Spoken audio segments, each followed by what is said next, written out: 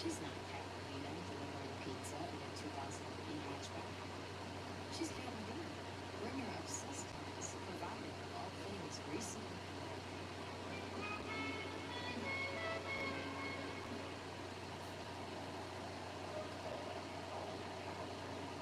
You know, ordering pizza 3 times a week isn't lazy. It's pro business.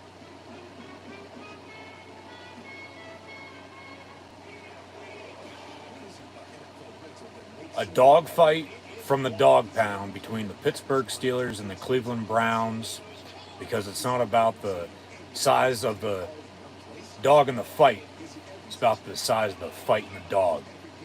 So, whoever can fight their way to the end, along with hopefully finding a running game, I might add, along with throwing the football further than 3 fucking yards down the field, is going to end up winning this game. Whoever can fight their way to the end once again, along with finding a running game, throwing it downfield, Steelers playing Pittsburgh Steelers steel curtain defense. Need more pressure off the edge, of course, with TJ Watt inactive once again tonight. Pec injury on IR. We'll get into the roster and the depth chart later on tonight with who's playing, who's not. Should be a good game tonight on Thursday Night Football. Thanks for tuning in and watching. But they need more pressure off the edge. They need to wreak havoc, create, and capitalize off of turnovers. Opening video package on Amazon Prime Video. Also rely on special teams when needed. Whoever can do that tonight between the Steelers and the Browns will win this game. Okay? So, once again, thank you for tuning in and watching. As always, I'm your host, Encyclopedia Sports, Cool and Luke 96. Be sure to like, follow, and subscribe on social media. Links in the description below. That thumbs up button. Share hashtag NFL, hashtag Steelers, hashtag Browns, hashtag PIT for Pittsburgh versus CLE for Cleveland. Chat questions and comments, super chat, super stickers, super likes, and super thanks. Always greatly appreciated. We are in the rock and roll city of Cleveland, Ohio, with Al Michaels, Kirk Herbstreit, and Kaylee Hartung on the call on Amazon Prime. They'll wrap up pregame here momentarily with Chris Thompson, Tony Gonzalez, Ryan Fitzpatrick, Andrew Whitworth, and Richard Sherman as Mitch Trubisky, the Cleveland native, will get his third start of the season tonight. 1-1 are the Steelers, as are the Browns as well. Pittsburgh and Cleveland with no Ben Roethlisberger at the helm of the black and gold. As I said at the start, I believe it caught right as I hit start stream, go live. Once again, thank you for tuning in live here on YouTube and watching my NFL Thursday Night Football Steelers and Browns live watch along reactions. We also got some college football on tonight as well. But the 139th meeting between these two teams in the regular season, with Pittsburgh having the upper hand. We're going to get into that in a second. But actually, we'll get into it right now, to be honest with you. The past 6 meetings have been split into thirds, all right? And we'll get back to this towards the end of this pregame before we kick off in about 10 minutes or so. But the last 6 meetings, this includes a playoff matchup as well at the end of the 2020 campaign. Past 6 meetings have been split into thirds. The Steelers won 2 consecutive games. The Browns then won 2 consecutive games. Then the Steelers swept the Brownies last year. 2 more consecutive wins for the Pittsburgh Steelers. So tonight, who is lucky number 7? Let me know in the comments below who you have winning between Pittsburgh and Cleveland. Once again, thanks for tuning in and watching. Hopefully no one gets hit in the head with a helmet tonight either, as these two teams have met twice before on Thursday Night Football, with the Browns 2-0 versus the Steelers in those 2 games. So potentially third time could in fact be the charm tonight for the Pittsburgh Steelers, as 3 seems to be a key number for the Steelers thus far this year. They went to Cincinnati week 1, won in overtime by 3, 23-20.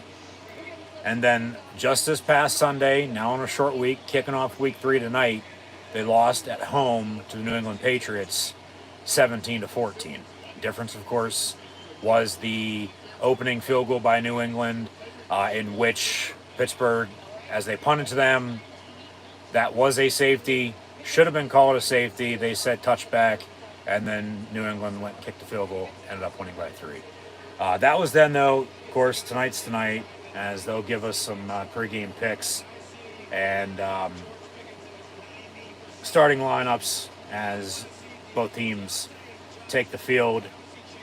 We'll have the coin toss coming up shortly, but yeah, 3 seems to be a key number for Pittsburgh entering week 3 tonight, kicking off the whole entire week 3 for the National Football League at Cleveland. So their 2 trips to OHIO are going to be done after tonight. They already went to Cincinnati, and they're in Cleveland tonight. Now, of course, come playoff time comes down to it. Okay, there's that then. But yeah, 3. They won by 3 in overtime at Cincinnati, lost by 3 to the Patriots this past week. They're a 4.5-point underdog with the over-under at 38 tonight at the Browns on Thursday Night Football once again as we kick off week 3. But special teams honestly could be the difference once this game is all said and done. No doubt about it, though, this offense has to get rolling with Mike Tomlin as the head man. You have Matt Canada and Terrell Austin as your 2 coordinators. I mean, I still get, it's only week 3. It's early. It's a long-ass season. Rome wasn't built in a day. But, even though slow and steady wins the race, they got to pick up the pace a little bit. Because if not, they're going to be left in the dust and, on to next year. Subpar play calling. I mean, come on, man. Can you not, pick a play that's, and it's on both Canada and Trubisky, and we'll get to Kenny Pickett in a second. But can you not, throw it a little further downfield and at least get your playmakers the ball in space and give them a fucking chance? Why don't you? I mean, good God, it's not fucking rocket science.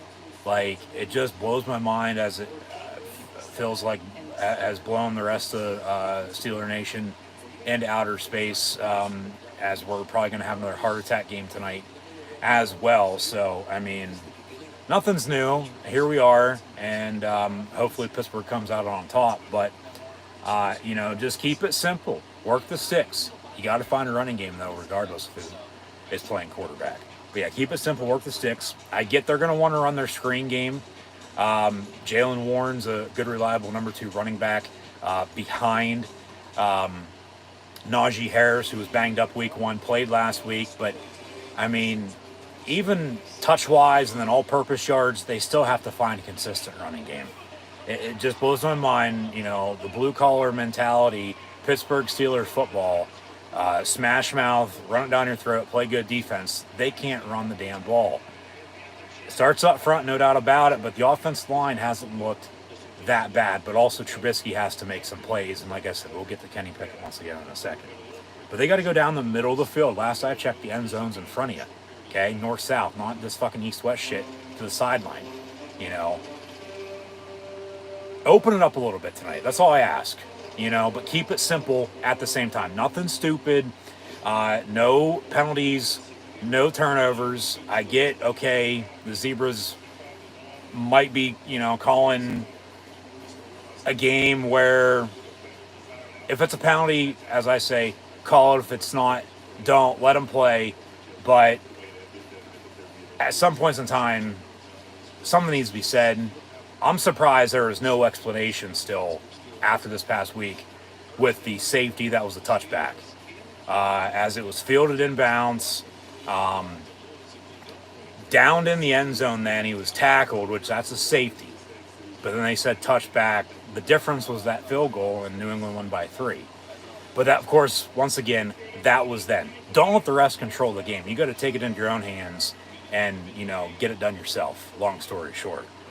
But once again, you got to be able to run the football. You also got to be able to stop the run with Nick Chubb and Kareem Hunt tonight, as well as this opening video package continues. Short bus ride over from the Steel City to Cleveland, and then they give us an inside look of as the Browns take the field. It is a little cold, it's windy, but perfect football weather for these two, and an AFC North battle on Thursday Night Football with the Steelers and Browns once again. So thanks for tuning in and watching. Chat questions and comments, super chat, super stickers, super likes, and super thanks. Always greatly appreciated. We go to Michaels and Herbie up in the booth.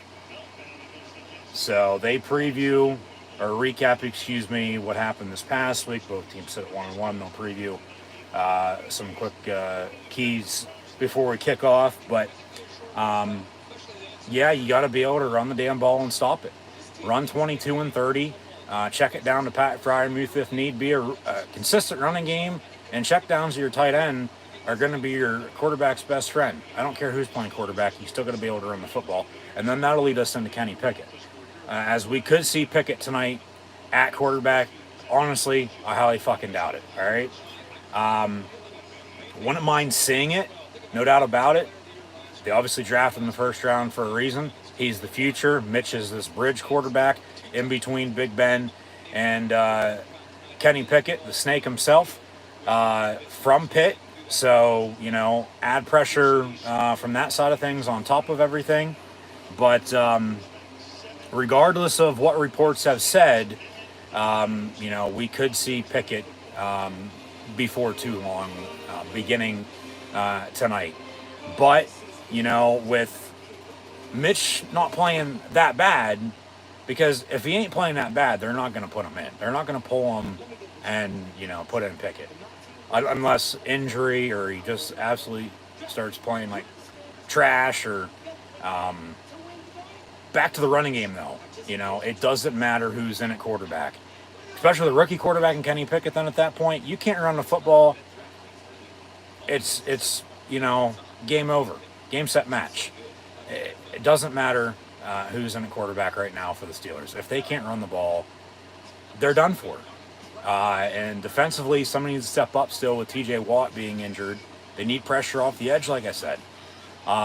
You know, it's as much as Watt, along with Cam Hayward and Minka's team, as it is his, but he's hurt, so somebody has to step the hell up. You know, you're going to have Highsmith and Reed coming off the edge.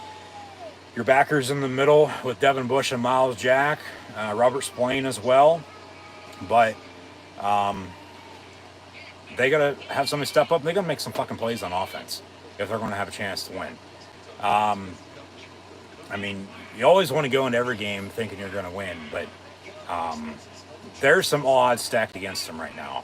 But tonight's the night they can go out and shut up everyone and, you know, say, hey, we're still the Pittsburgh Steelers. We still know how to win football games. And, you know, maybe they put it to them tonight.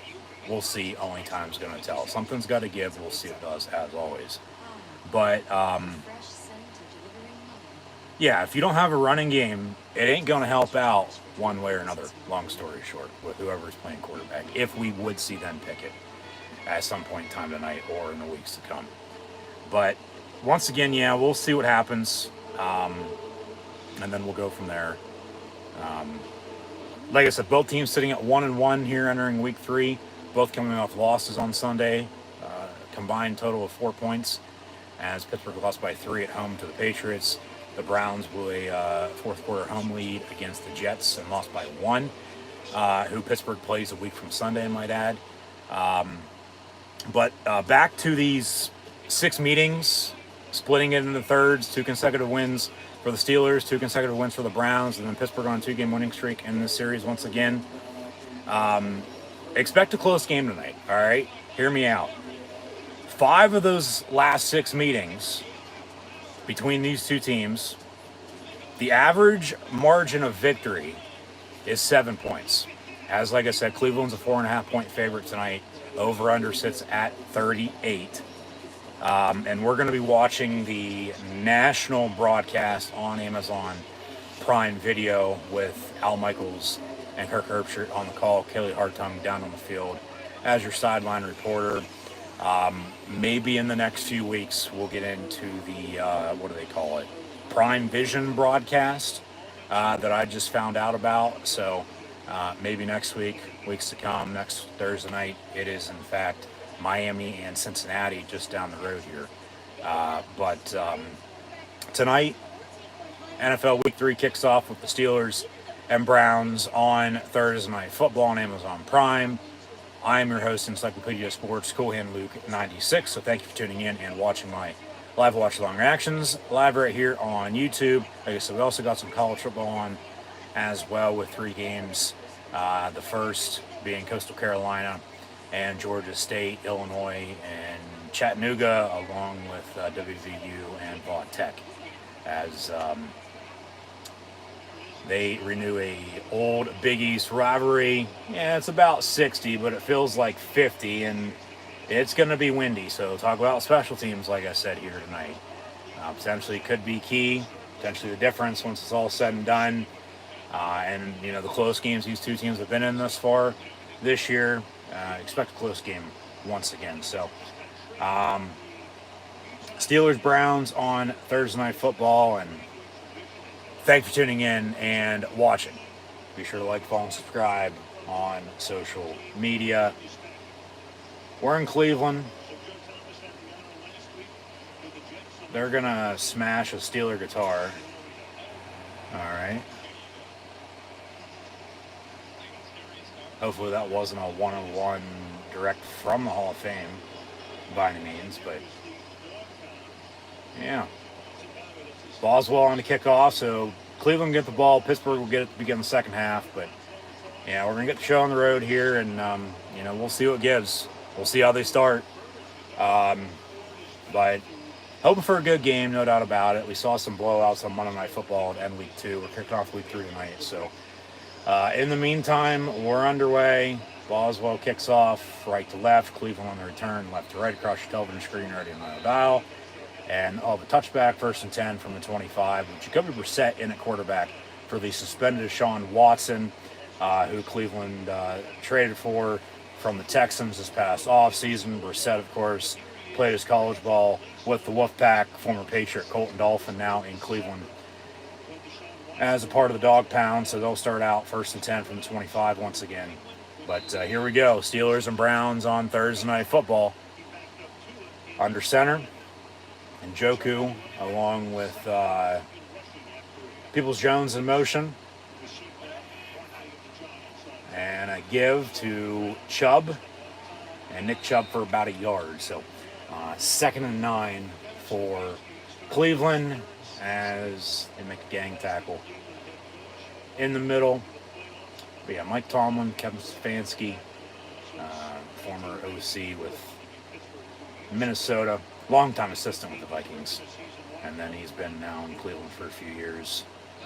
They've moved on from Baker Mayfield, of course. He's in Carolina, and actually in Baker's last game as a Brown, Pittsburgh beat the Browns on Monday Night Football in Ben Roethlisberger's final home game last year. 2nd and 9, Chubb up the middle, talk about you got to be able to run the football and stop the fucking run. Well, there goes a run for a first down out past the 30-yard line. So 1st and 10, Cleveland, and it starts up front. Good block. He hit the hole and went. So a lot of missed tackles last week as well by Pittsburgh on defense. New England ran it down their throat late in the 4th quarter, and Minka ends up tripping them up. But now officially at the 41-yard line, Cleveland 1st and 10. Make it the 39, excuse me, on the other side of the 40. Out of the gun, Brissett looking to throw. They get to him. They sack him. Well, he gets rid of it right at the last second, but they blow it dead's the question. They'll say incomplete, 2nd and 10. So smart of him to get rid of it as he was going down. But make it, yes, 2nd and 10.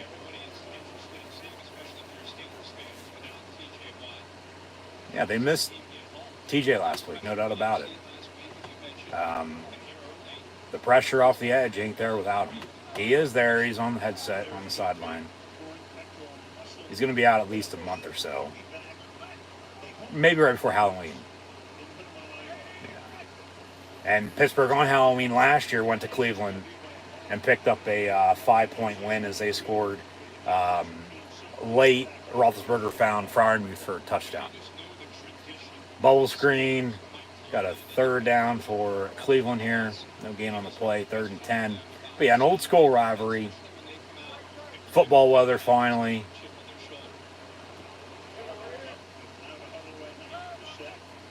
As Pittsburgh brings 4 on the pressure, Brissett going to step up. And it'll be almost picked off. Incomplete. Good coverage by Levi Wallace, the former Bill. 4th and 10, and they get a first down, but then Pittsburgh stalls them, and Cleveland going to have to punt. So, good play call. He almost hit him, just good coverage by Pittsburgh, and he could have stepped up and ran and got a first down for it too, but yeah, intended for the former Wolverine, and it falls incomplete. So, Cleveland will in fact punt.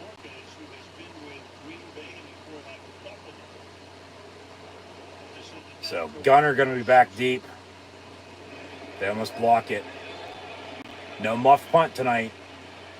It'll be down in the end zone though for a touchback. 1st and 10. Pittsburgh from the 20. So when we return, we'll see the Pittsburgh Steelers offense led by number 10, Mitch Trubisky.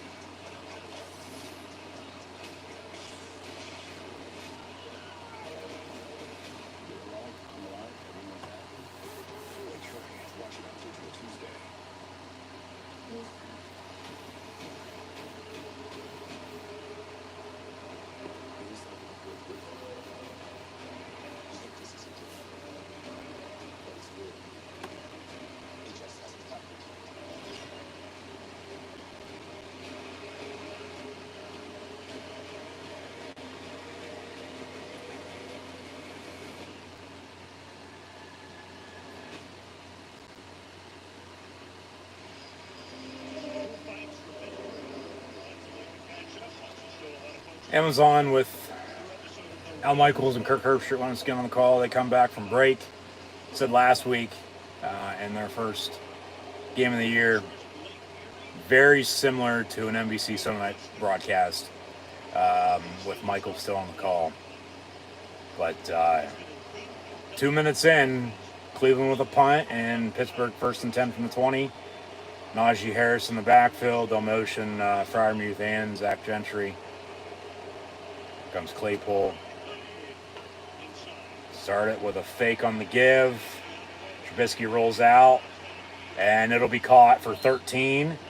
Deontay Johnson, Pittsburgh Steeler, first down, and they'll move the sticks. Simple play action. Almost went down on the sack, but waited for a receiver to, get the hell open. Because that's the thing with, if you're playing a receiver at any level of football, just get the fuck open. Your quarterback's going to eat you the football at some point in time, I hope. So, 1st and 10 officially from the 33. Gentry back in motion. Here probably comes a run. And they'll give the 22. Najee Harris for 2. To the 35, 2nd and 8.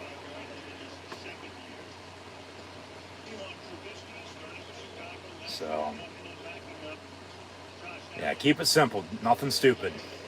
No penalties up front with the line. You want to go left to right. Dan Moore, Kevin Dotson, Mason Cole, along with James Daniels, who played in Chicago with Trubisky, and then Chooks at right tackle. But nothing stupid. They'll give again. 2nd and 8, make it about 3rd and 4.5, maybe 5. Yeah, 3rd and medium here for Pittsburgh. Why not take a deep shot here? First drive of the game. Shut everybody the hell up. Keep this defense on their heels.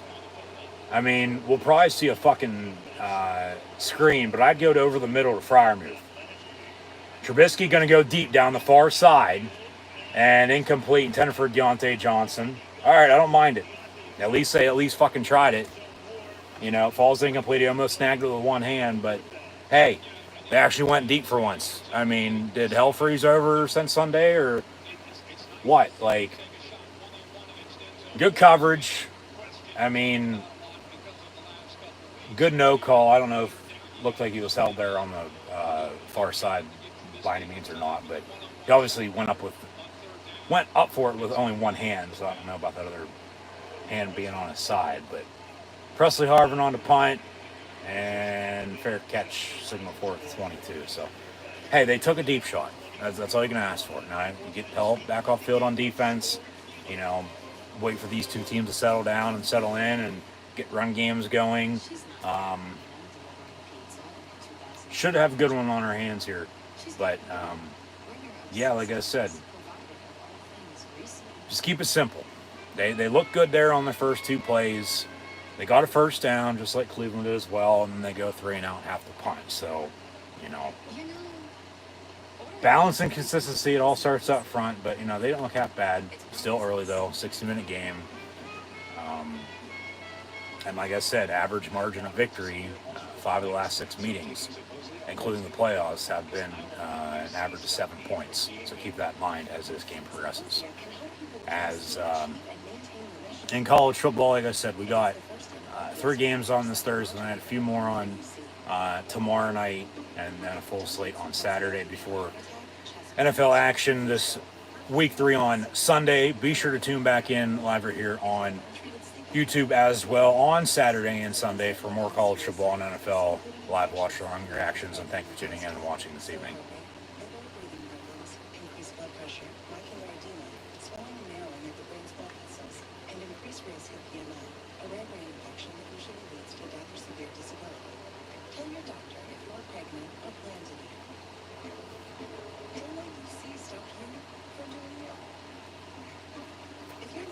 Unfortunately, I said this last week too. Better bring it up now. Even with Amazon having NFL rights and streaming games on Thursday Night Football, yes, unfortunately, we still get commercial breaks. It's not a normal network TV game. It's a national broadcast. Supposedly, they had the most Amazon signups ever in history last week for Prime Video, but they're going to give us now a win probability for both these teams, more so than not with the games from this past weekend. Is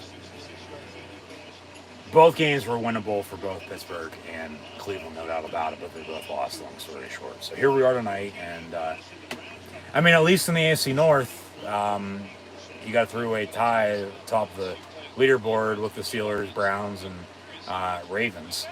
The city Cleveland left for and then returned to. Cincy, of course, 0-2, losing on 2 game-winning field goals to start the year. But back to it. Highsmith on the tackle as they give Nick Chubb once again. 2nd down and 10.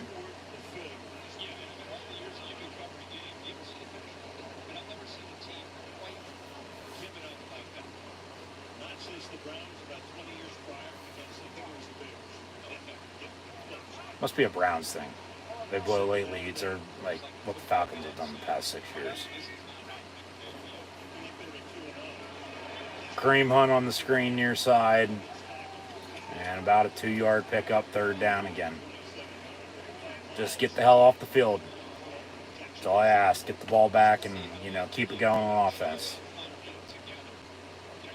And who steps up in absence of TJ Watt once again? So we'll find out. But 3rd and 6 officially for Cleveland. Hunt will stay in at tailback. Under 10 to play in this opening quarter. Trips top of your screen for Cleveland. Out of the gun. Hunt going to motion his way that way as well. So empty set now. Pittsburgh might have jumped. They let it slide. Now late whistle. So 3rd and 1. Unless they say false start and back them up. Yeah, neutral zone offside infraction on Alex Highsmith. Just stupid. Hard count work, but still don't want to jump. So yeah, rather than 3rd and 6, it's 3rd and 1, and here we go.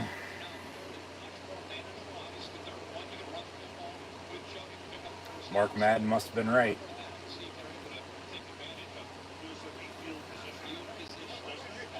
From the 31, 3rd and 1. And sack on Brissett, so they do get off the field. That's Leal. Or, excuse me, 99, not 98. The former Brown and Bengal, Larry Obi-Wan Kenobi. Ogunjobi, yeah, right up the middle, and as he gets to him first, Highsmith there to wrap him up, and they both take him down. So sack on Brissett. So they're getting pressure, which is a good thing. And now Cleveland will punt again, so Pittsburgh can get the ball back here. They almost blocked the fucking punt again, too. He goes down, so hopefully that's not running into or roughing the punter. It'll take a good Steeler bounce on the right side of the 50 in Brown territory. No flag. 1st and 10 Pittsburgh. Good starting field position. 8:37 to play in this opening quarter. Take a split screen commercial. And we'll get back to the action momentarily. Who would ever thought somebody would have out Pizza the Hut, but Little Caesars did just that. And Pizza, they're the new NFL pizza sponsor. So... Pizza.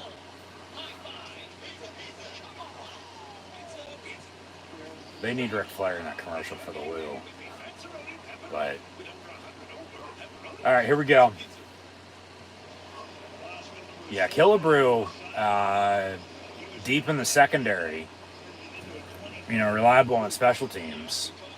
That's twice now. He got a hand on it and deflected it. That's why, it was a little short. And then, no running into it because his own teammate ran into him. But yeah, 2 punts. They've almost blocked a punt twice. They've almost sacked him twice, brought him down once. So, I would think you'd be able to score some points now here. Claypool in motion, end around. No, they'll fake the give. Actually, they will hand off Najee Harris. He hits the hole, and he will get about 9.5, maybe 10, depending on the spot here. That'll be a first down. 1st and 10. Actually 2nd and inches, they say, for Pittsburgh. But yeah, starts up front, run the football, and yeah, good block by Cole there. And yeah, Najee, rather than bouncing, he's going forward, which we need more of. But they're getting pressure on defense. They sacked him once. They're getting pressure on the punts. Almost 2 blocks. Good starting field position here. Hopefully score some points. I'll take a field goal. I'd love a touchdown, but another handoff, Najee Harris. He spins a little bit and gets about... Well, they did say first down. Okay. So that's going to go for 3, maybe 4. 2nd and... a little bit... Yeah. Medium, 2nd and 6.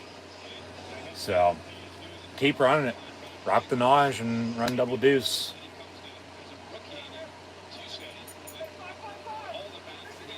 From the 34, complete to George Pickens, but he's going to lose a few yards. and it'll be 3rd and 9. So, I mean, 3rd and 9 here from right on the outside of 35, Boswell's field goal range for a 50-plus yard field goal. I mean, if you don't get first down, just, give yourself some breathing room here. Pick up some yards. No loss on that. Or no loss on the next play, just like that.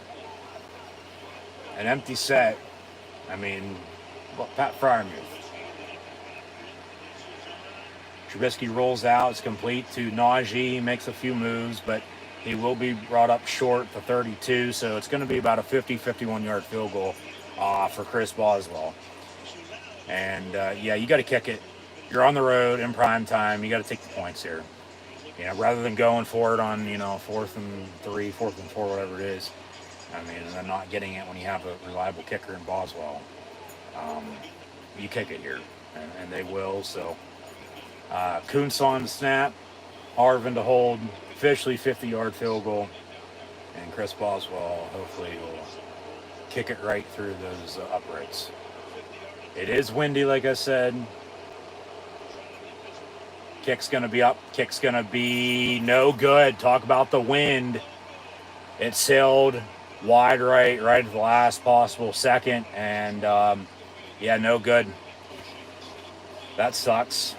Here's a replay, and good snap, good hold, good kick.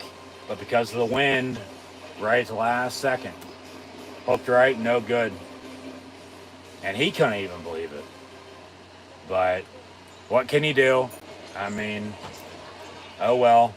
You move on, and we're still tied at 0 here with under 6 to play in the opening quarter. So, that sucks.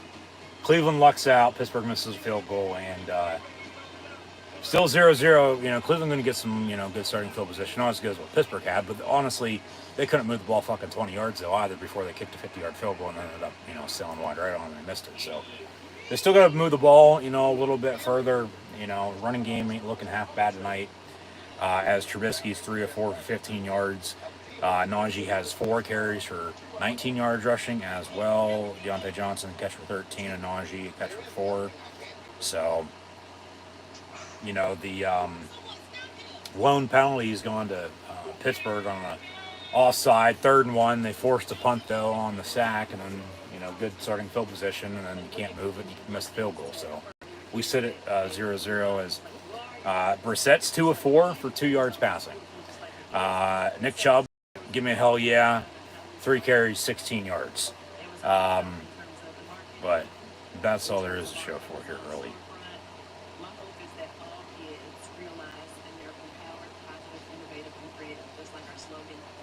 So we'll leave it at that. Back to it here shortly. Just once again, thanks for tuning in and watching.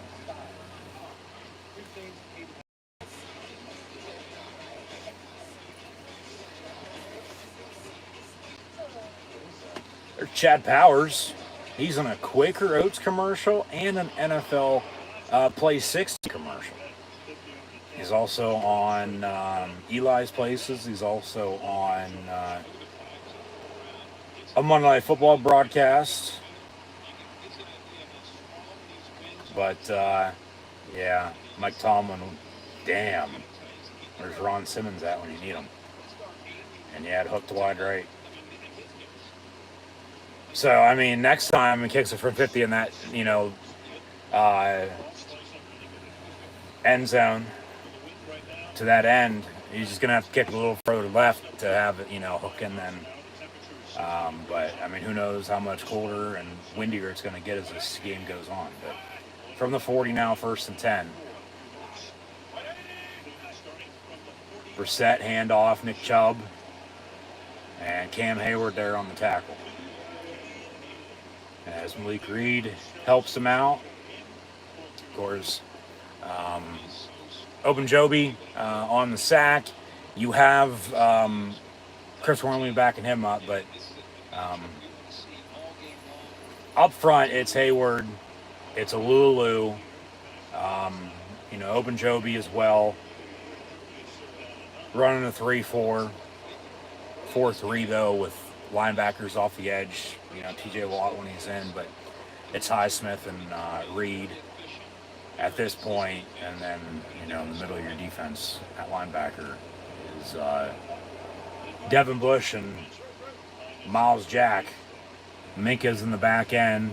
Cam Sutton stepped up late last week, but Levi Walls had a big play earlier. Empty set, 3rd and 9. And complete. And Njoku at midfield, and it looks like he'll open up for a first down. So Cleveland will move the sticks 1st and 10. Actually, they're going to mark him short, 4th and inches. He's a half yard short. That's 4th down. So Cleveland's got a decision to make now here, 5-10 and counting the play. You go for it here, probably sneak it, draw them off sides again, or decide to punt, pin them deep. They'll sneak it, and he'll get it, 1st and 10 Cleveland. So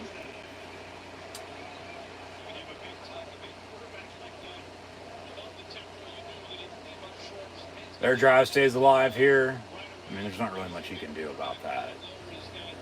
As long as they get a good push, he lowers his head, as Herbie says, and moves the ball a little bit. Just enough you can get a first down out of it. Dog pound's starting to get loud, but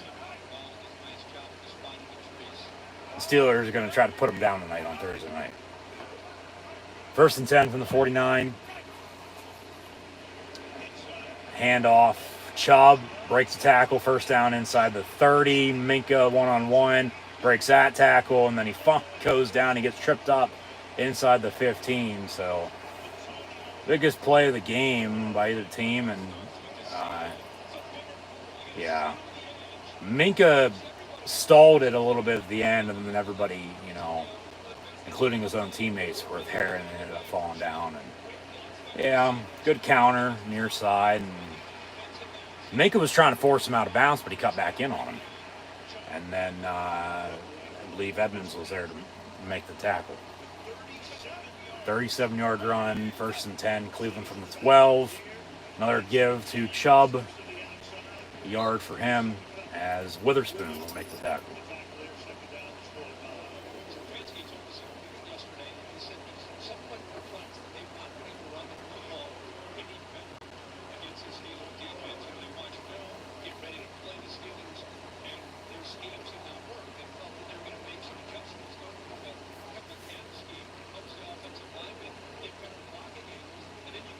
Watch the play action.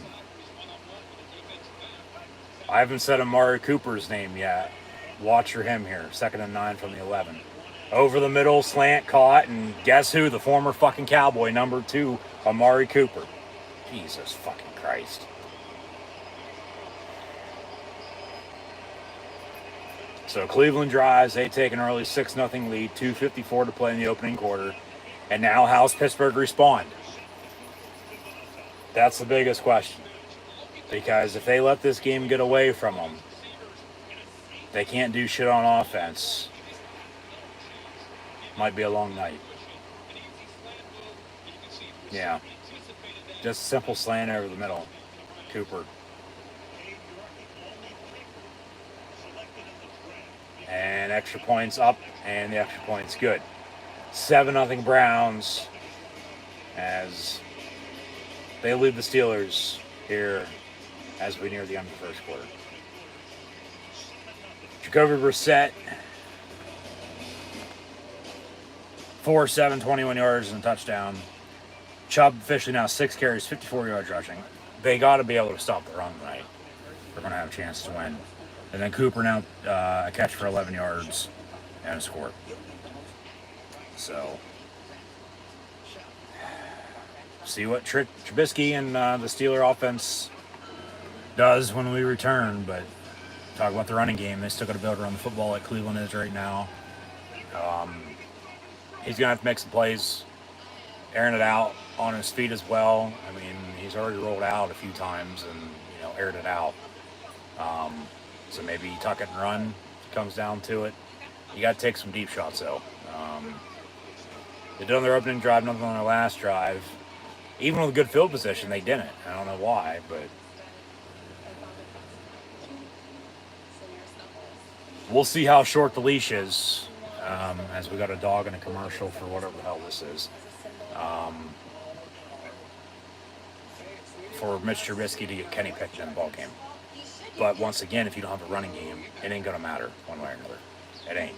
Because if you can't run the ball, especially a rookie quarterback, throwing him to the Wolves, okay, if he's better and he's going to be playing, better, no doubt about it, throw his ass in.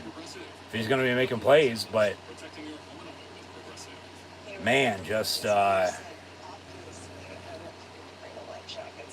tough.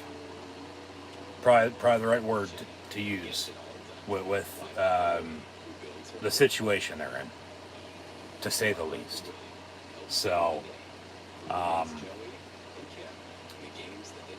yeah, we'll see what they do on offense here, and then we'll go from there. So,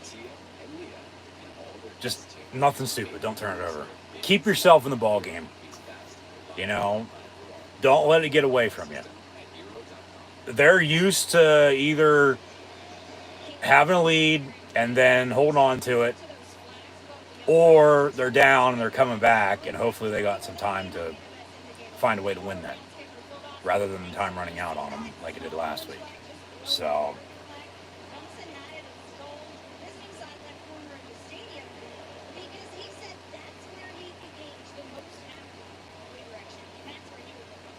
kickoff.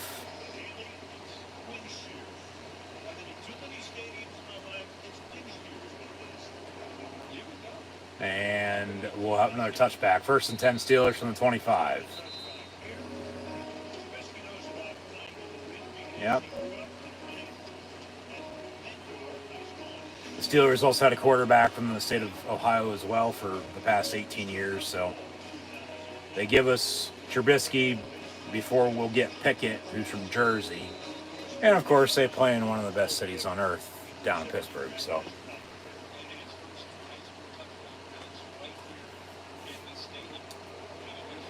down 7, 1st and 10 from the 25. Here we go. Run the damn ball. Alert, alert. He's actually allowed to audible. Fake the give. Dump off on the screen. Jalen Warren, number 30, an undrafted rookie free agent running back. Played his college ball in Stillwater, Oklahoma for Mike Gundy and the Oklahoma State Cowboys. And made the team backing up Najee Harris with Benny Snell playing on special teams, but can also, comes down to need be, get him in on offense, even though he probably ain't going to do much. But, Jalen Warren's reliable. From what I've seen the past, 2 months, counting the undefeated preseason they had, and now 1-1 start here in the regular season. So 2nd and 7, Trubisky rolling out near side, caught by Claypool, or Deontay Johnson, excuse me. And they get a first down at the 39. As Claypool was the man in motion far side. So they move the sticks, 1st and 10. There's the man with his head on the chopping block right now. But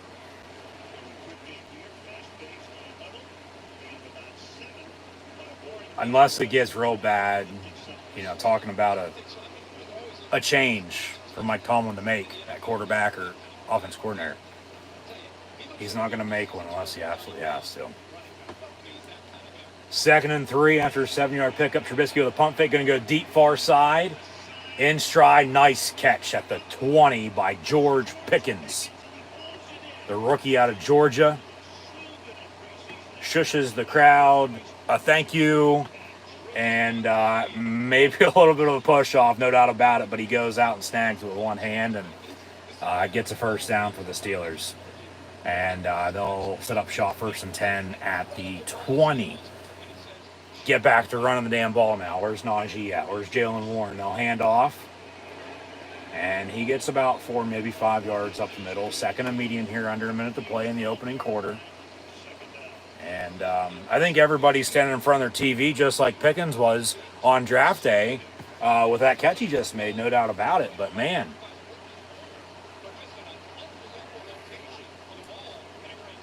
fake the end around as they give to Jalen Warren down at the 5-yard line, 1st and goal, Pittsburgh. That might do it, though, for the opening quarter unless they can get a snap off here real quick.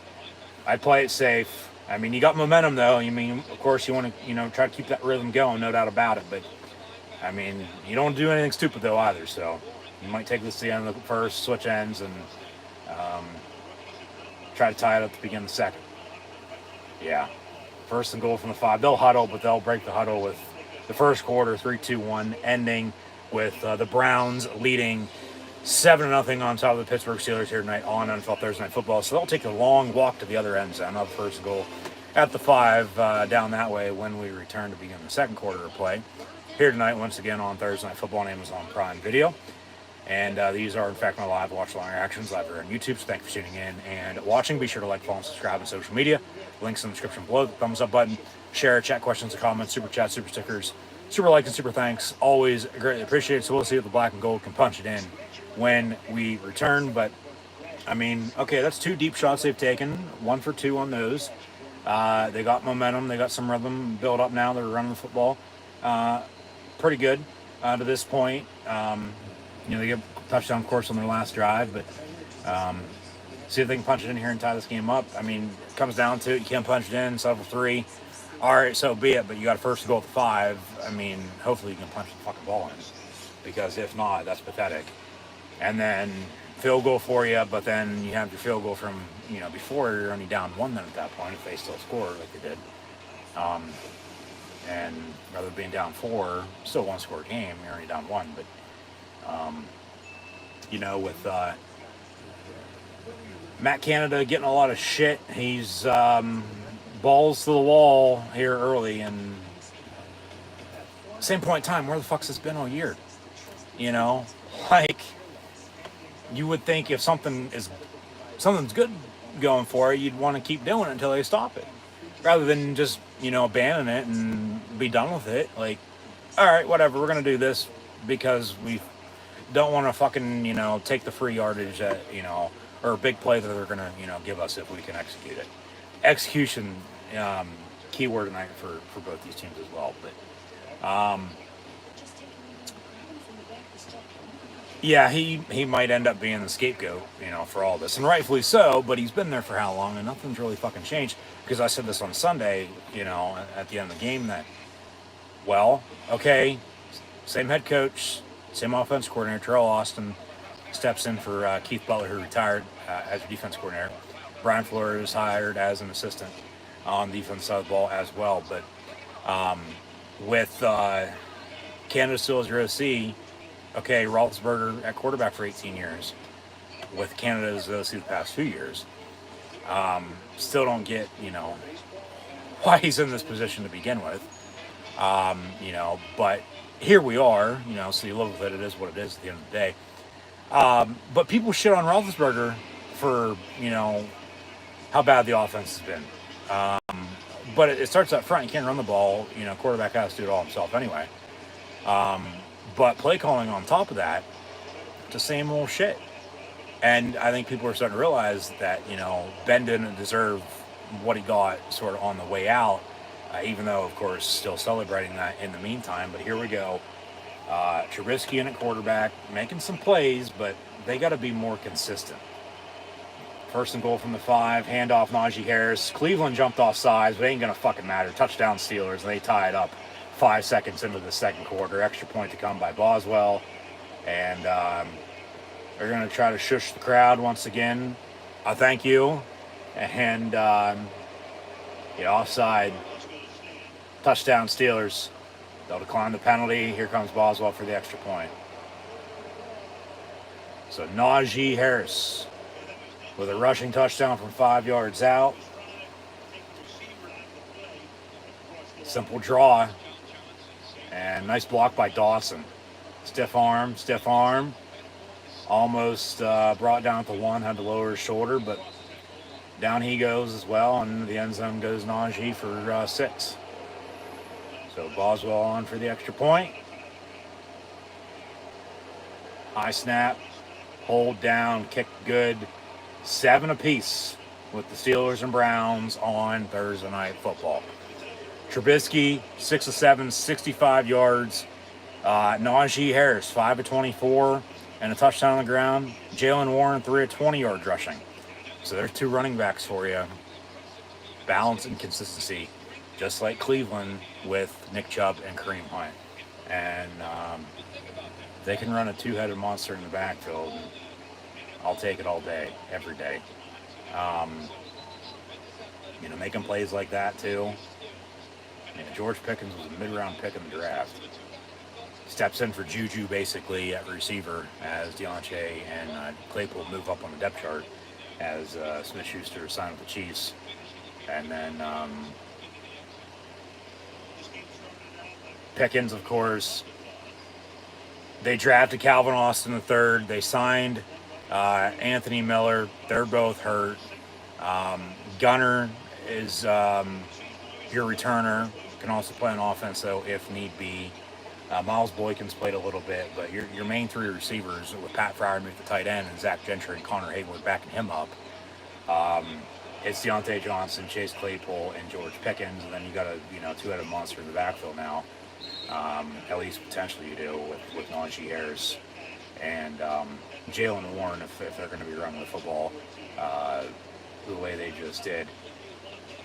They show the OBJ highlight from the 14 season, and that's what got OBJ and superstardom. He's injured though right now, unsigned. Yeah. But Pickens sort of with the same type of catch, not in the end zone though by any means, but they ended up scoring. So 1st and 10 for the Browns from the 21, and caught at the 28. Mark Cooper, second and short here with the Coop chance. Heard some boos from the dog pound after that Steeler touchdown as well, I might add. But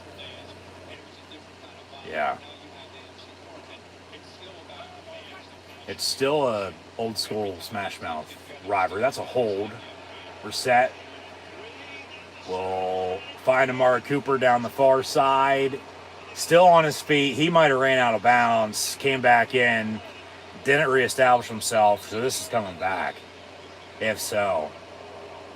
They might have thrown a hold, though, too, on top of it. Big play, 1st and 10 Browns, but this is coming back, yeah.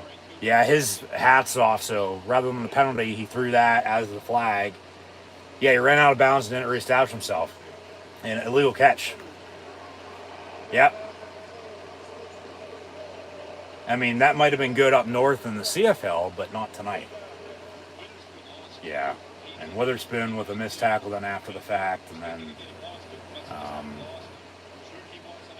this is coming back, so split on the penalties, and they'll replay the down. We'll see where they mark it at.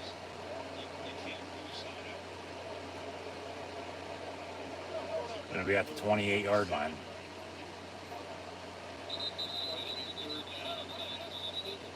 Third and 4. Shouldn't be backed up a little bit more than that.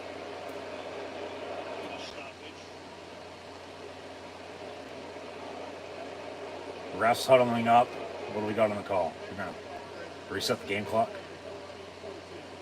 14-14, so they take off 7 seconds in this 7-7 tie game. Yeah, shouldn't it be backed up a little bit more, though, rather than the 3rd and 4?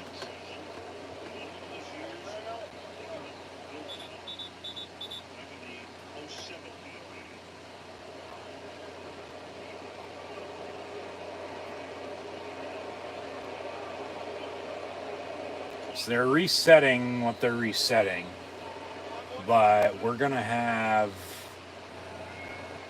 officially well, that's not a 3rd and 2. That's a 3rd and 3.5, 4 fucking yards. If I've ever seen it. Jesus Christ, somebody's blind. Brissett, quick pass, caught, 1st down Browns to the 40. So they'll reset from there. Jamar Jones on the tackle. He's another linebacker who Pittsburgh had on the roster last year. They brought him back at the beginning of this year. And Highsmith got his hands up and almost deflected it, but caught 1st down. And Witherspoon there on the tackle, too. 1st and 10, Cleveland from the 40. Pittsburgh with too many on defense, but we're going to have a timeout. So, yeah, that would have been a 5-yard penalty. Good timeout. You'll have 2 remaining. 13:34 to play in the first half.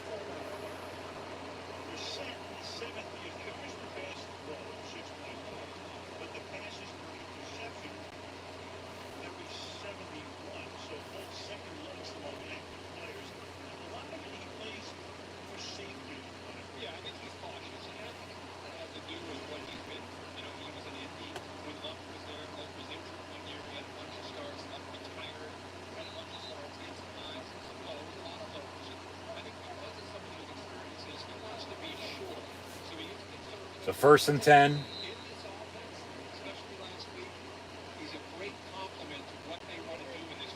They'll work out of the eye. Joku going to motion to the line.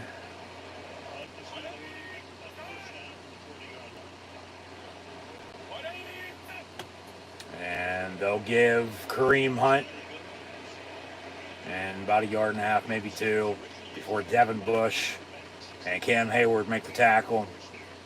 Bush was injured in 2020 against these Browns and really hasn't been the same fucking since. Blew his knee out, returned last year, made some plays when needed, but they didn't pick up his 5th-year option. Probably won't be there next year unless he balls out this year. So linebacker, at least middle part, could be a hole Pittsburgh fills next offseason. We'll get there, of course. 2nd and 9, batted down, the line of scrimmage, incomplete, 3rd down. 3rd and 9 from the 41. And, last week on Thursday Night Football, I'll talk about the Steelers calling timeout there. Neither team called a timeout until under 5 minutes to play. And so we were trying to figure out where the hell the timeout key was. So I thought first it was at the top above the logos and the score. But it's in between the score and the Thursday Night Football logo with the quarter and the time down and distance. So 3rd and 9, empty set. Brissett pass, caught Peoples-Jones. Sutton pushes them out, but should be enough for 1st down. And they'll move the sticks 1st and 10. Cleveland on a 10-yard pickup.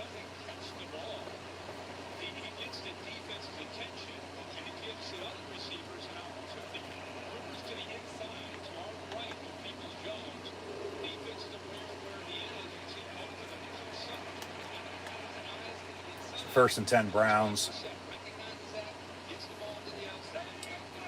Hunt, they'll give to him, reverse, flea flicker, pass back to Hunt. He's got a convoy, and it only gets he doesn't get 10 yards in the 1st down on that. So good play, worked out as a positive for them, but negative for the Steeler defense, of course. And,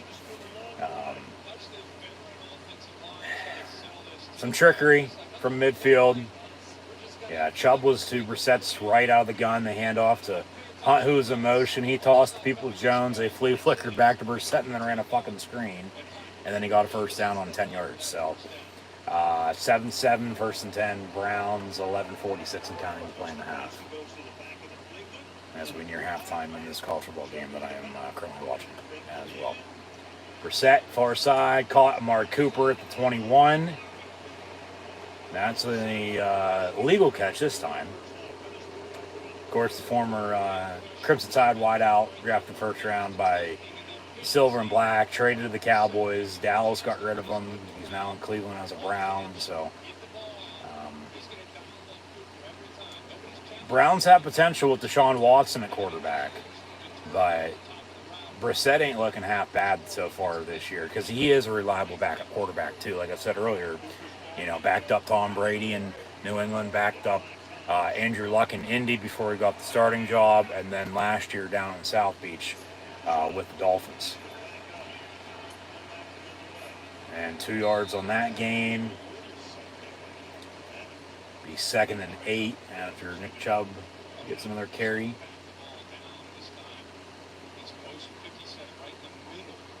To Adams. That's a hold on Peoples-Jones on Highsmith. What the fuck? But then Highsmith still makes a damn tackle with Malik Reed. Throw the damn flag. I get holding happens on every play, but when it's obvious, it's right in front of you and you don't do it, like, come on, man. From the 19, 2nd and 9, Cleveland. Pittsburgh will get the ball to begin the third quarter, I might add, though. Dump off and Njoku, tackled by Sutton and Jack. As he gets off for 4, maybe 5 yards, third down here for Cleveland. 3rd and 3 officially, under 10 to play in the half, 7 apiece.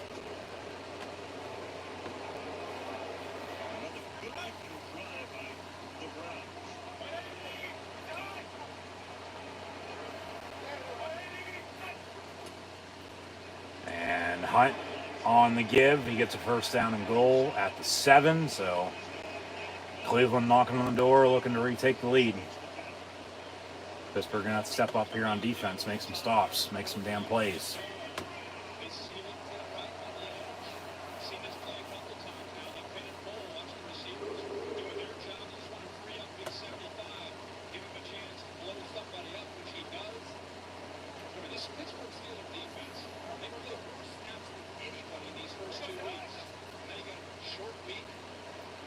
Yep. Couldn't have said it better. First and goal from the 7. Brissett over the middle, caught, touchdown Browns. David Njoku with Edmonds once again on the damn coverage. So get his ass out. He's given up 2 touchdowns here inside the 10 in this first half. Good God.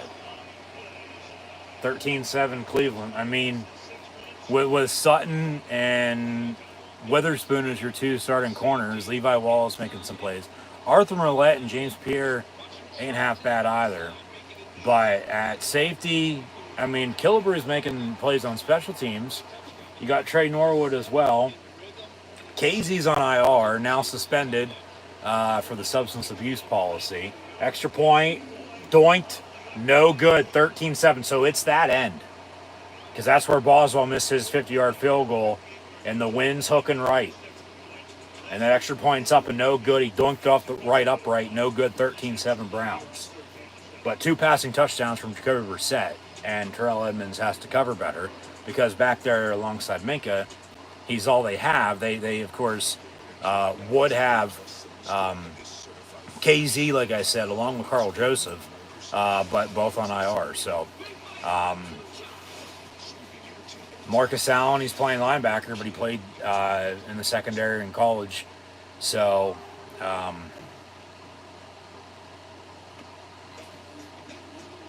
somebody has to step up.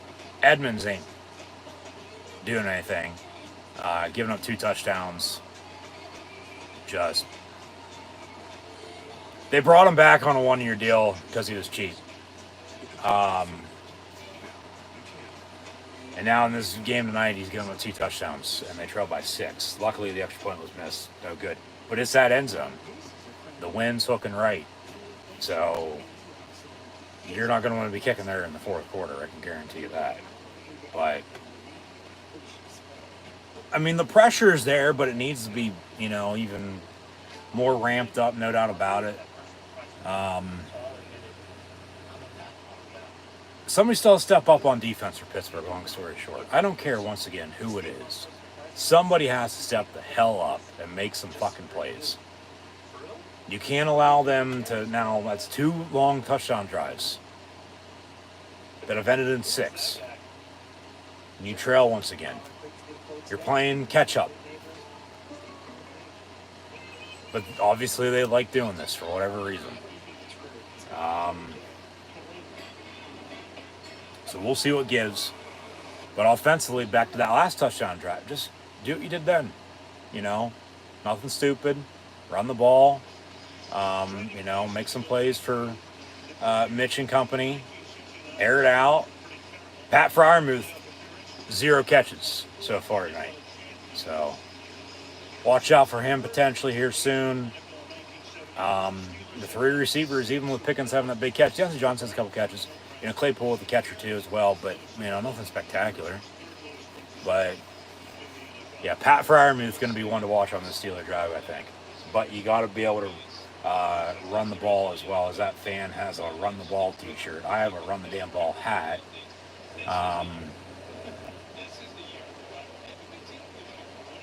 Both these teams have good teams this year. And the Browns, I think, like I said, with Watson, would probably be the favorite to win the North. But suspended 11 games, how's Brissett play in that, period of mourning, if you will. But I wonder what the tailgate scene looked like pregame here with the dog pound after what came out after last week. But no, Pittsburgh can be a dark horse because you know damn well the Steelers are going to be there regardless of who's playing quarterback. As Trubisky rolls out near side and hits Deontay Johnson for 8 yards, and they'll bring up a 2nd and 2 here, 8:15 counting to play in half. 2 timeouts, 2-minute warning. Get the ball to begin the third quarter. You can do some damage here on this drive. Keep it simple, nothing stupid. Balance, consistency, run the ball, get the ball to playmakers in space. First downs, manageable 2nd and 3rd downs like last week, which they sort of have going for them again tonight here, but end around Claypool, no. Hand off. Najee Harris, first down, Pittsburgh. They needed 2, more so 2.5. They got 3 and a first down. So, yeah, the tempo, they talked about that last week. It was no huddle on the touchdown drive in the fourth quarter. No huddle tempo here. They had a touchdown to tie it. Defense, of course, Terrell Edmonds for the most part gave them another score. But, I'll digress. Let it go for the time being. Just, keep yourself in it. Okay?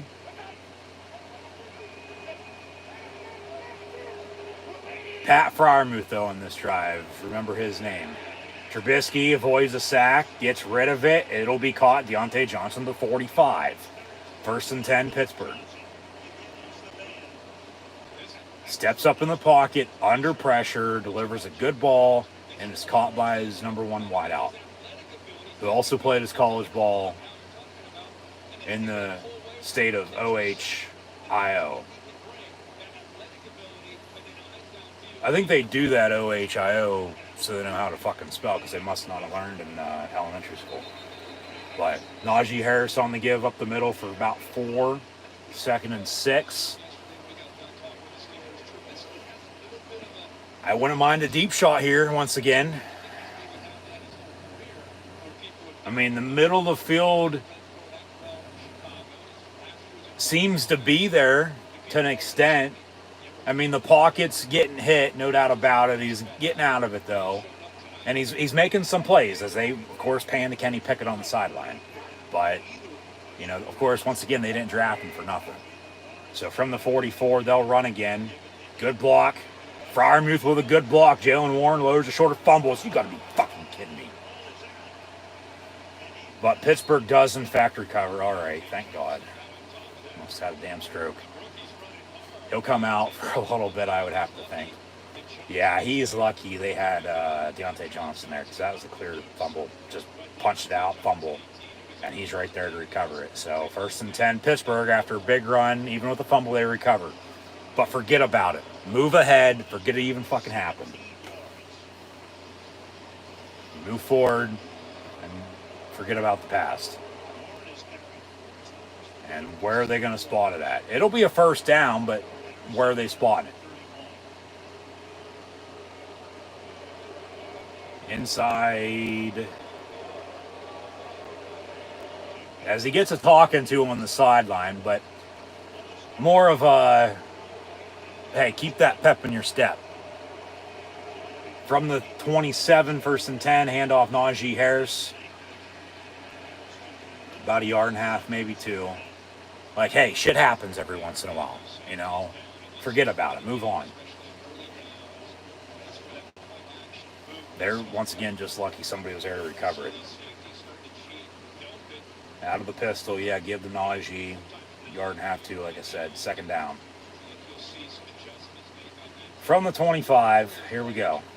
Knocking on the door again, as they'll look to enter the red zone here.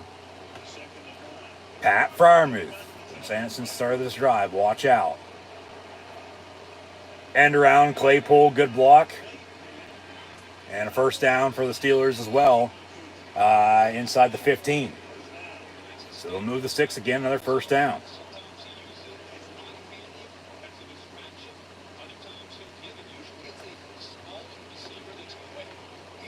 Officially at the 15-yard line, 1st and 10. Back to the run. They will. Najee Harris inside the 10, down at the 4, 1st and goal. You got to punch this in and take a lead now. You got the right end with no wind. And hopefully you can take a 14-13 lead going into halftime. If you can't score here, cut it, of course, with a field goal. But then also you get the ball to begin the third quarter, I might add. From the 5, 1st and goal. Handoff. Najee Harris up the middle.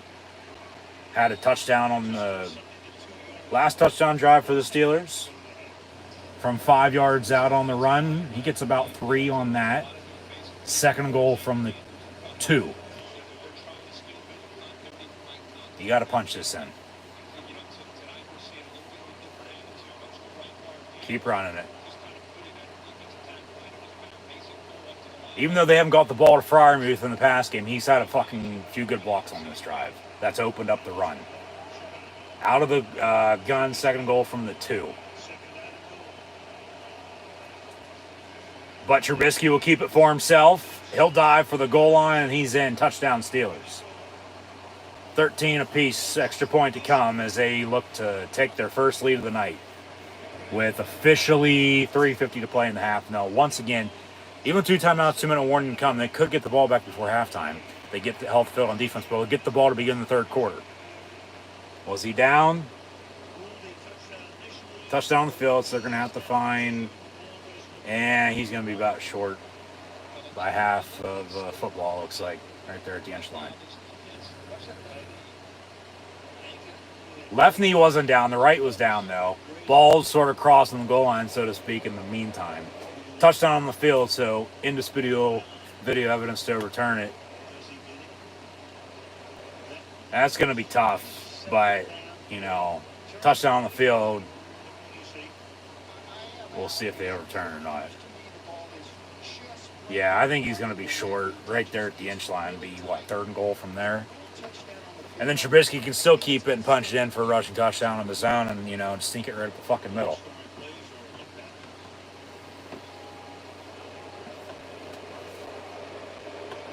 And since it is a scoring play, I might add, yeah, all scoring plays are reviewed, so they're looking at it as I speak. Cleveland doesn't have to challenge. Yeah, he's down right there. Ball's just an inch before the goal line. They say touchdown, so not enough to overturn it. 13 apiece. Here's Boswell for the extra point. Kicks up and good, which it still hooked right. So both ends now, the wind's hooking right, so it doesn't matter. But the Steelers take a lead, 14-13, with 3:50 to play in the half. As we'll take a commercial break as we hit halftime in Blacksburg, West Virginia and Virginia Tech, and a revisited Big East rivalry also tonight in college football.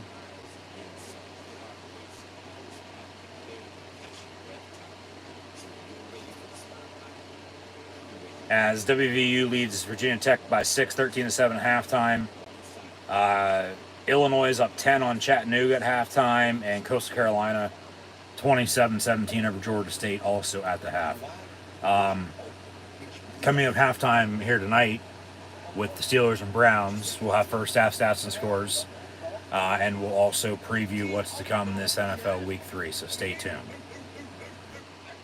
Kevin Hart must be a Brown fan tonight, because for his commercial with DraftKings, he's barking like a dog.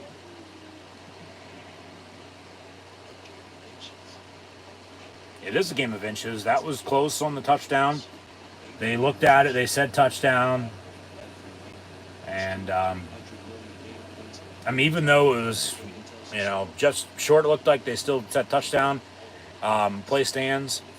as called because it was touchdown on the field. The ball's right there on the goal line too.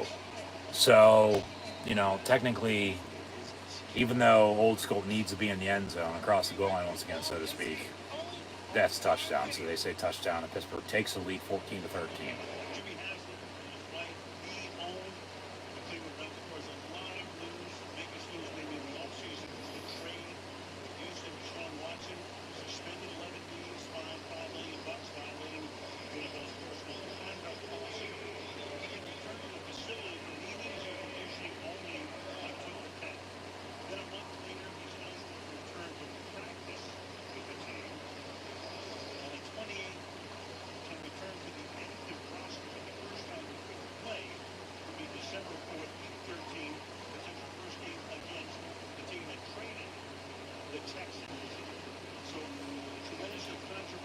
Talk about coming full circle.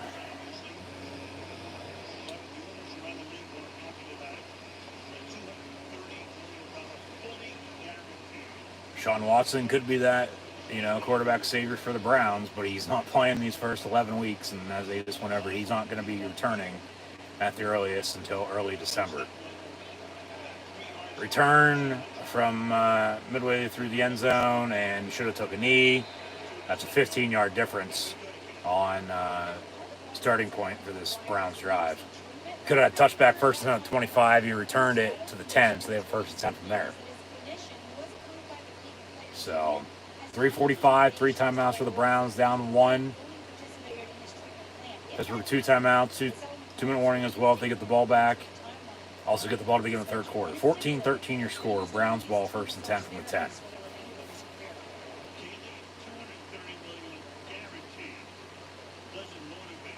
Officially from the 12-yard line, they say first and 10 from there. Empty set as we near halftime.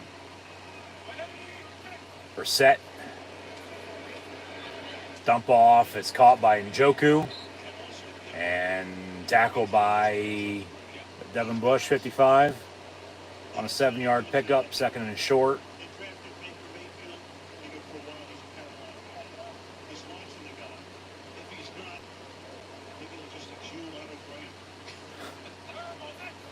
Second and 4 officially. And Njoku on the reception once again. Missed tackles by the Steeler defense. Somebody learn how to fucking tackle, please. Out to the 36, first and 10. I mean, you're playing the NFL, for God's sakes. You don't know how to tackle?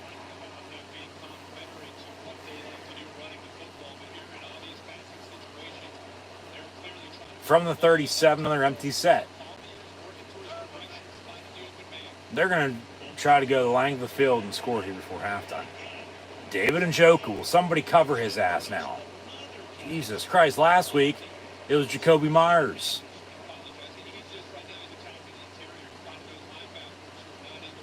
It's Nelson Aguilar. Will somebody please cover? And learn how to tackle, why don't you? Good block, handoff to Chubb. Out past midfield, second down and medium for the Browns. Good God, and that'll probably take us to the 2-minute warning. But, man, just absolutely pathetic. 2-minute warning. I got a second and 7 from midfield, 14-13 Steelers. So 2 and 3 timeouts respectively for those two teams as well. Pittsburgh on top. As today's Joan Jett's birthday. I guess Ronda Rousey's making an appearance on Thursday Night Football. Maybe from a county fair in Pennsylvania somewhere over the next week too. I don't know. Yeah.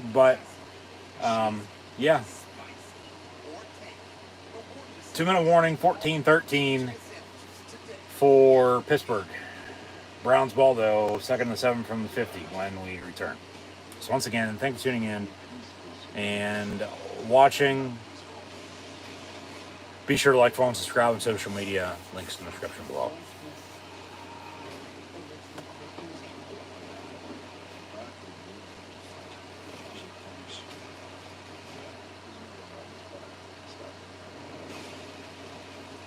So yeah, talk about the broadcast. It's similar still to Sunday Night Football, I think. I don't know what your thoughts are on that. It doesn't matter. You don't know the comments below. But, they go to break with music. They come back from break with a landmark or music. Um, we'll go to halftime with the crew live on site. But same production from Sunday Night Football to Thursday Night Football without Michael's on the call. So,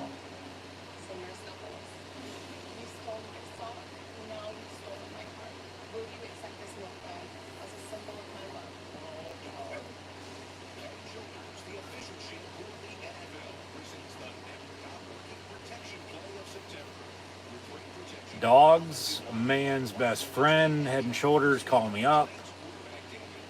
As we see some highlights from last week and in the weeks prior.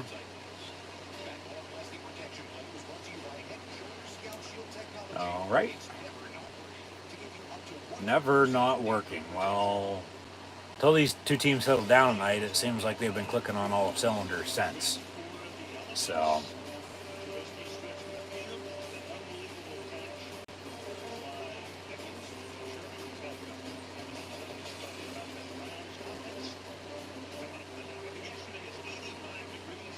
yeah, rain came through within the past day throughout the Midwest and Mid-Atlantic Northeast, and it really cooled down today.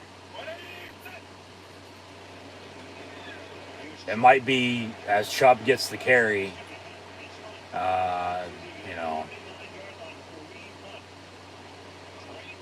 good 15-yard run, 1st and 10. I'm no weatherman or no rat by any means, but it really cooled down. It might be 60, but it feels like 50. Football weather, and it's windy. So,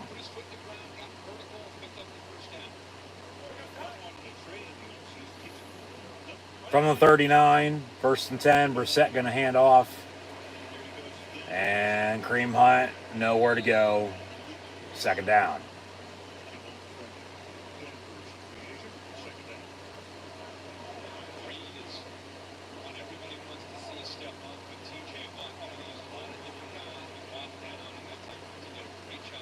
So from the 40, 2nd and 10. And under a minute to play in the half. Cleveland going to try to get a field goal out of this if they can, if they can't score. Hunt on the screen, Jack and Spillane, 51-41 on the tackle. Out of bounds, 3rd down, 50 seconds. So, Pittsburgh 2 timeouts. You get a stop here on 3rd down. Force them to kick, get the ball back with a timeout and probably give or take 30, 40 seconds. Maybe do something yourself before halftime, but then, maybe not.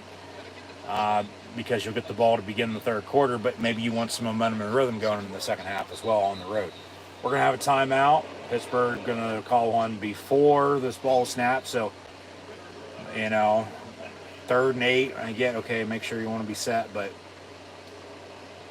call timeout after this. Again, you'll have no timeouts. You'll have to use the sidelines, but nothing wrong with doing that. Of course, in a situation like this, it comes down to it can be your best friend. But at the same point in time, you don't do anything stupid. So we'll see what they do if they can get off the field here, force a kick or something, potentially better, maybe a turnover.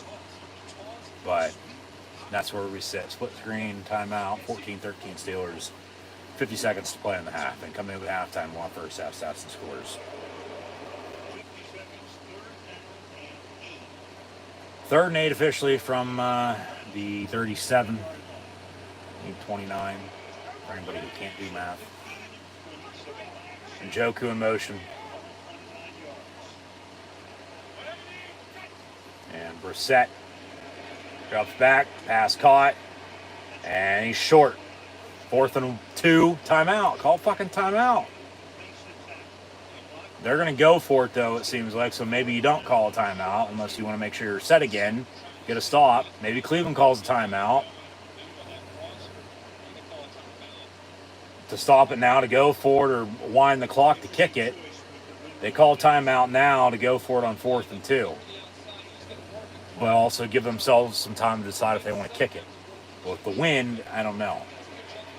Nice tackle by Sutton in the open field.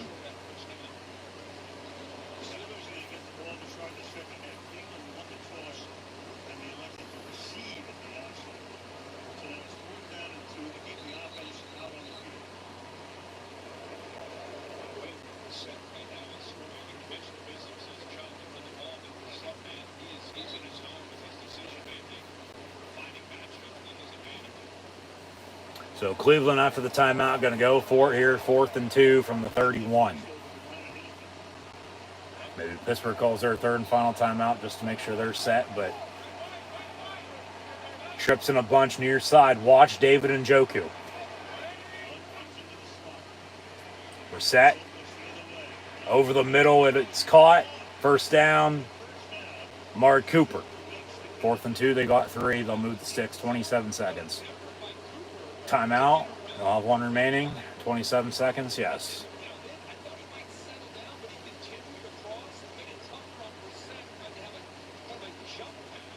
And no doubt about it, but they gotta stop the run here. And somebody has to start covering and learn how to tackle, by God. I mean, if Witherspoon or Bush jumps that route, it's jarred loose, it's picked off, it's, Pittsburgh ball. They're actually reviewing to make sure he caught it. All right, can we get a look at it before you go to break? No, they're going to fade to black and we'll take a commercial break. And Dak Prescott going to get injured once again in a DirecTV commercial by flipping the table. Whoops, who flips the table? As the housewives are on the field, they just want to talk. They drill you out of bounds, catch it in a purse, and then there's Dak Prescott getting hurt. Yeah, who flips the table, man? But 1st and 10, Cleveland for the time being. They're reviewing the previous play on the field, though. Under 2 minutes to play here, 27 seconds to make sure it was caught. To me, it looked like it was a catch. They didn't give us a look, though, if it wasn't by any means. So I don't know. We'll see. We'll only come back, but of course they have to find undisputed evidence to return it. I don't know if we're going to have it. It should stand. It should be 1st and 10. Cleveland with a timeout, too, so the 1 remaining. Down a point. And they're in field goal range, so they should be able to get a field goal out of this. But, we've had a missed 50-yard field goal and a missed extra point dunking off the right upright because of the wind tonight. So, special teams, once again, could be the difference. Ain't coming easy. But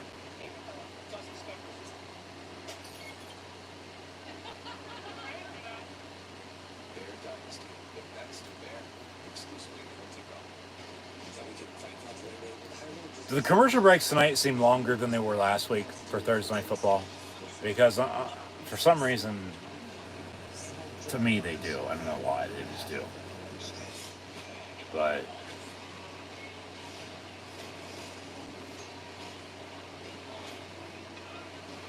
we'll see who gets wild here tonight on Thursday Night Football and ends up picking up a W. Call on the field's a completed pass. They're overturning this. 1st down and 10, Pittsburgh. A timeout, 27 seconds. This will get overturned. After review, it's incomplete. Turnover on downs, 1st and 10, Pittsburgh.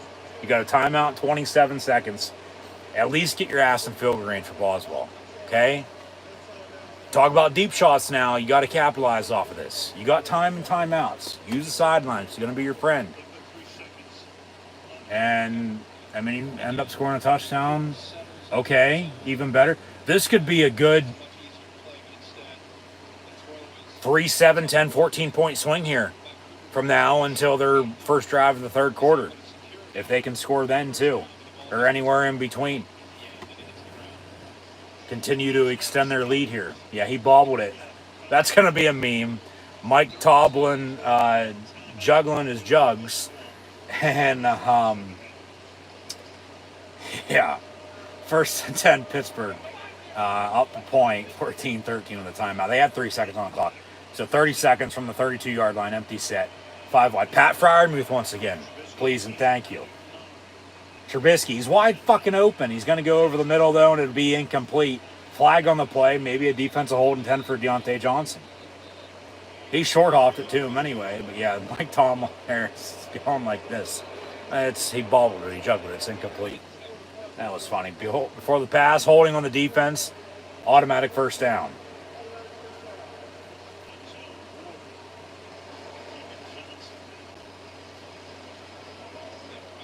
Yeah, that's a good call. He sort of slipped at the end of it, though, but you can't do that to begin with.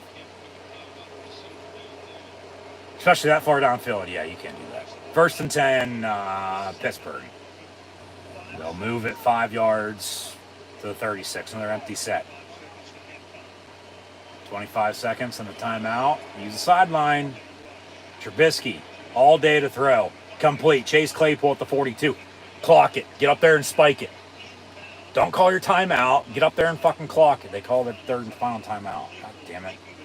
I'd like to have that in my back pocket if I could.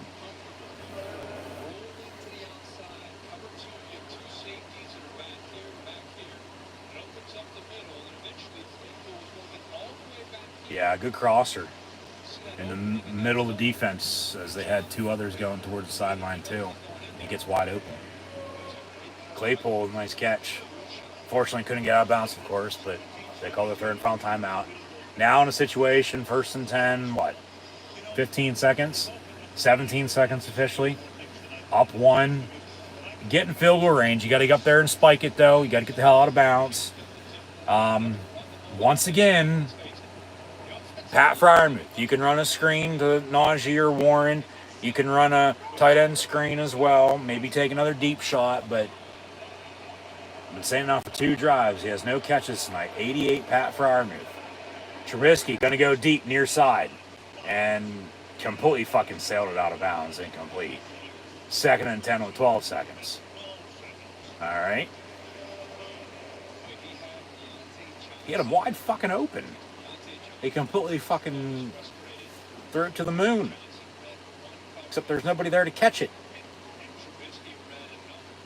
Good God. No doubt. And then he's not getting it to him. Or if he is, it's, as he has a good arm, he's still not getting the ball to him. He is, but he isn't. Play clock at 1, they barely get it off. Here we go. Trubisky in a step up. Far side, out of bounds, incomplete. Tony Gonzalez could have caught it for a catch. Richard Sherman could have picked it off, but then we go to halftime with the halftime crew. 6 seconds. This will probably do it for the half. You're not going to get Boswell. 1 play is 6 seconds. About, on average. You're not going to get 15, 20 yards here to get him to field goal range now. Unless you can get out of bounds in 5 seconds and bring him out for a field goal. I mean, you're probably going to heave this. So 3rd and 10. Cleveland going to take a timeout. I mean, really, you only need, I said 15 or 20 for, get them a little shorter. Or get them a little closer for a shorter field goal. As they promote next week on Thursday Night Football. But really, they only need 5-8 yards. And that's a quick out route to the sideline and get the hell out of bounds. So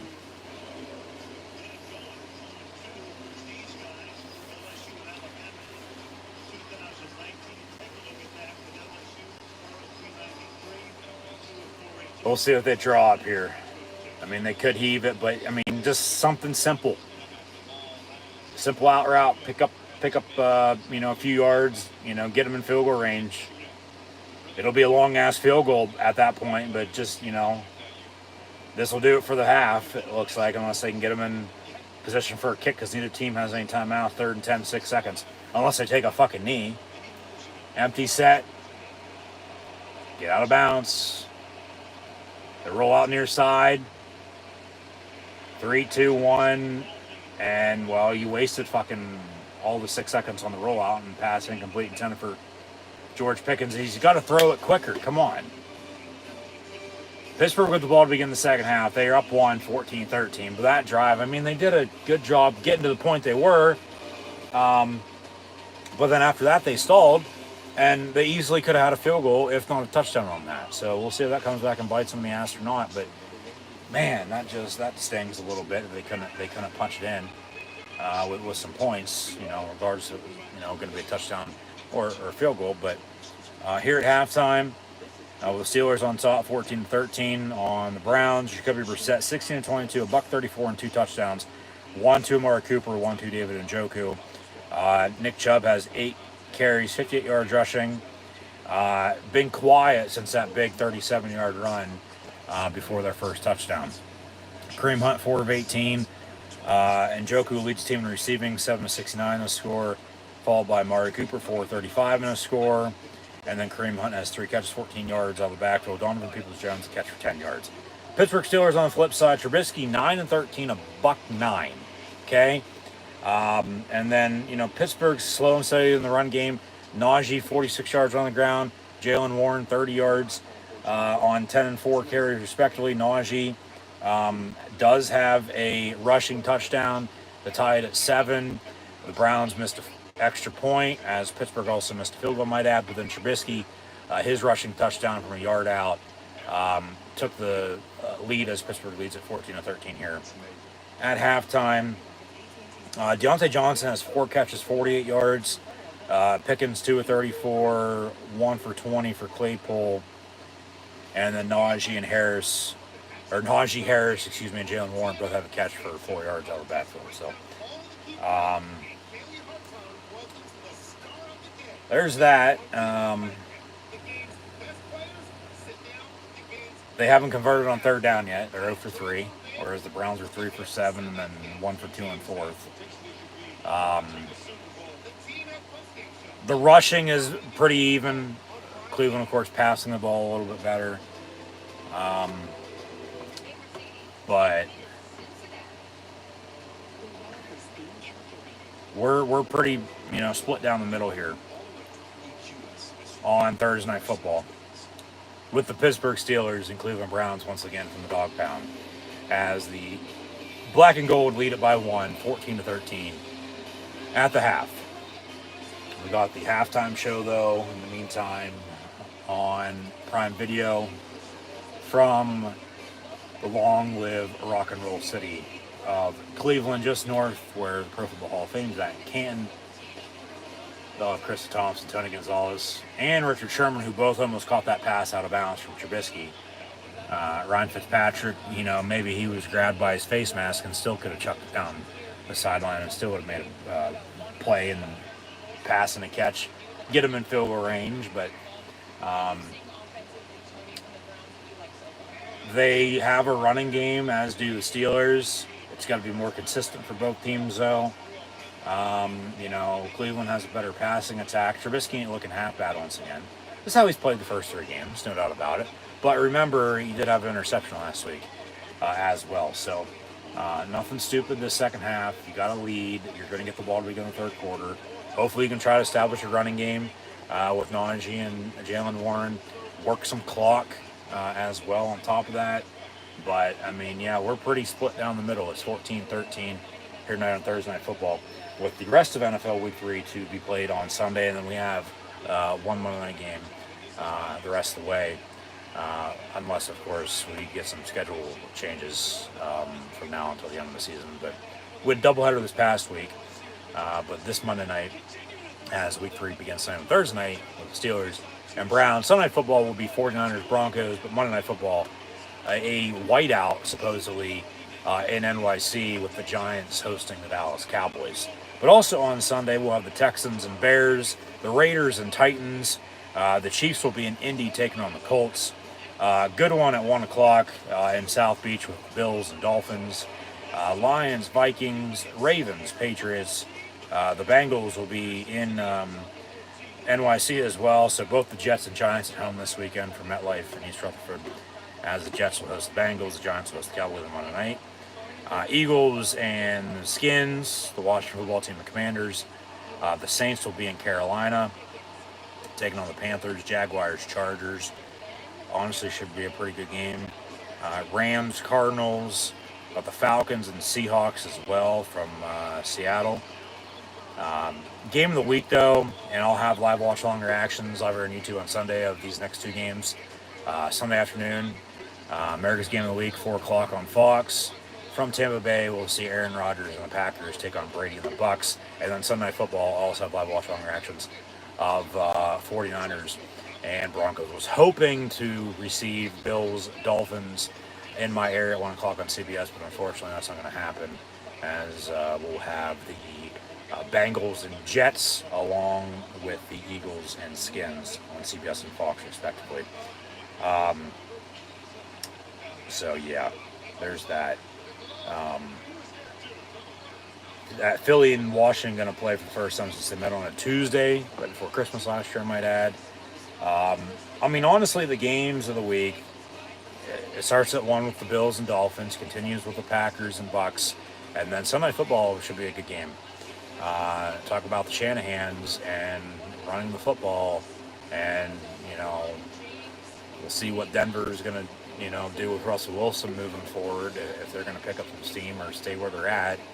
That should be a good game on Sunday Night Football, I think, especially with Jimmy G back, quarterback for the 49ers, with Trey Lance out with an injury for the year, breaking his ankle last week. But then Monday Night Football will be the Cowboys and Giants. And then on Sunday, we'll recap, of course, what happened tonight, and then everything else on Sunday, and then preview NFL Week 4. That'll begin next Thursday night as well, with the Dolphins and Bengals, a game they just previewed before they went to halftime. I'm sure they'll do it again before the end of the night as well.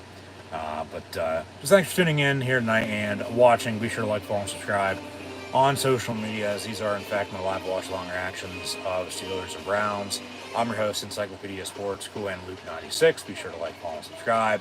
Thumbs up button if you're enjoying. Share, hashtag NFL, hashtag Steelers, hashtag Browns, hashtag PIT versus CLE for Pittsburgh versus Cleveland. Chat questions and comments, super chats, super stickers, super likes, and super thanks. Always greatly appreciated, and we'll see the Steelers get the ball to begin the second half when we return, coming out of halftime. But also be sure to tune back in this weekend for more live watch-along reactions live here on YouTube. College football on Saturday at high noon. Penn State will host Central Michigan as another 4-touchdown home favorite with a noon kick before homecoming next weekend, and then a bye week. Pittsburgh bye week ain't until the first week in November, as they'll be done playing in the state of Ohio after tonight, as mentioned earlier, at the Bengals and at the Browns tonight. They'll also play the whole entire AFC East by Halloween, as last week hosted the Patriots. They'll host the Jets a week from Sunday, as of course they'll be off this weekend playing tonight, and then they go to Buffalo. Buccaneers roll in mid-October before they go to Miami on Sunday night, before they also go to Philly on Halloween weekend, I might add. But I'll also have live watch-along reactions with those two NFL games, like I said, Packers, Bucks, and 49ers, Broncos, live right here on YouTube then. So be sure to tune in, hit that red subscribe button, notification bell next to it as well if you haven't done so already. Easiest way to stay update is, in fact, on social media. Links in the description below. So we sit at halftime with the Steelers and Browns and a 1-point lead for the black and gold, 14-13. And I mean, for Pittsburgh in the second half to, you know, find a way to win, you know, go back home 2-1. Reportedly, you know, if Cleveland does in fact lose tonight, fan base is going to turn on them. Season's over because Watson's suspended for 11 games. He can't beat a team in division. You know, he ain't coming back until December. Season's going to be over by that point.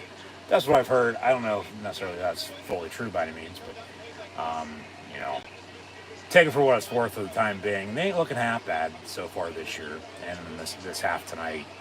But, you know, talking about Pittsburgh just, you know, sticking with it and making sure you're in the game. Cleveland's doing the same. But, you know, with Pittsburgh on the road, running games there for both teams, but you have a lead. Hopefully you can run the football and work some clock. You got beat by that last week at home. Maybe you can do it, you know, on the road. We got mascots tearing ACLs at halftime against middle schoolers again. And and down goes Brutus. So spell OHIO now. Why don't you? But yeah, we'll get back to the action momentarily, and yeah, hopefully none of those mascots are hurt. The Ravens mascot literally got hurt practicing in a scrimmage game, in a preseason game, I might add, against kids, and so Baltimore had to go out and hire a new mascot. They were 1-0, but then they lost to the Dolphins last week in bonus coverage, as we saw, after the Steelers lost to the Patriots. But I guess that must be a thing. Like, get the kids involved, give them something to do at halftime, give the crowd something to laugh about while they're putting a few back, and just talk about safety. Hopefully none of the damn mascots were hurt. You saw an eagle, saw the returning brown elf, brownie, if you will. Use that and the old school Steelers logo in the promotion picture today on social media. Steeler McBeam. And for Thursday Night Football in the AFC North, we got a good one on our hands. So, I mean, that's all I can ask for. Like I said, hope for a good game. Here we are at halftime, 14-13. And we'll get back to it once again shortly. But how did it happen?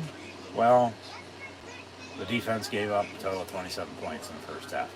Terrell Edmonds has to step up. He's quieted down after the 2 touchdowns, but he gave up both those touchdowns to Cooper and Njoku. So, like I said, on defense for Pittsburgh too, who steps up for T.J. Watt? It seems like it's been a team effort tonight thus far, as it was last week too. But then they let it slip because they got tired late. It felt like, and New England ran the clock out on them. So go back to you have the lead on the road now. Roles reversed in your favor. I don't care if it's 1 point lead, 10-point lead, 100-point lead. You have a lead. Hopefully you can be able to run the fucking football and work some clock and, put the pressure on the Browns. Don't put the pressure on yourself. You don't want to put yourself in a corner. That ain't no fun. Put the pressure on them. You want to have the fun. So, see some first half highlights, and we'll have kickoff and a 1st and 10. Unless kickoff return for Pittsburgh here for a touchdown to begin the half. 1st and 10 from probably the 20-25 yard line, if I had to guess. Unless they give a return inside that, but probably touch back, and we'll play on. So we'll see once again what gives. Good first half. We'll see if the second half is going to be as good, if not better. But remember, the last time they played on a Thursday night, with a minute to play, all hell ensued. Of course, Mason Rudolph ain't dressed tonight, but he's still there on the sideline and active. Myles Garrett can still find a helmet somewhere and whack him a good one, if need be. But, all right. Here we go. Yeah. He owned the Browns, Roethlisberger did. No doubt about it. Owned the whole fucking division for the most part. Because in his 18 years, other than last year, the Bengals going to the Super Bowl, the Steelers won 2 Super Bowls. The Ravens did go win 1, as that rivalry was, top notch as this rivalry used to be. But with new faces,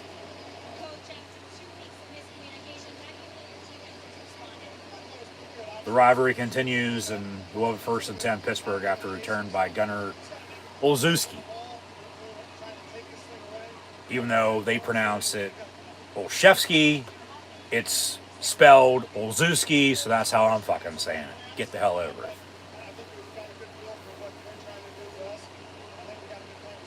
Must be that Yinzer in me. Out of the pistol from the 14. Deontay Johnson on the reception, pushed out of bounds, nowhere to go, 2nd and 10. Please go to your fucking tight ends tonight. I mean, Fryermuth, no catches. Zach Gentry, no catches. They're doing a pretty damn good job up front, though, in the blocking. But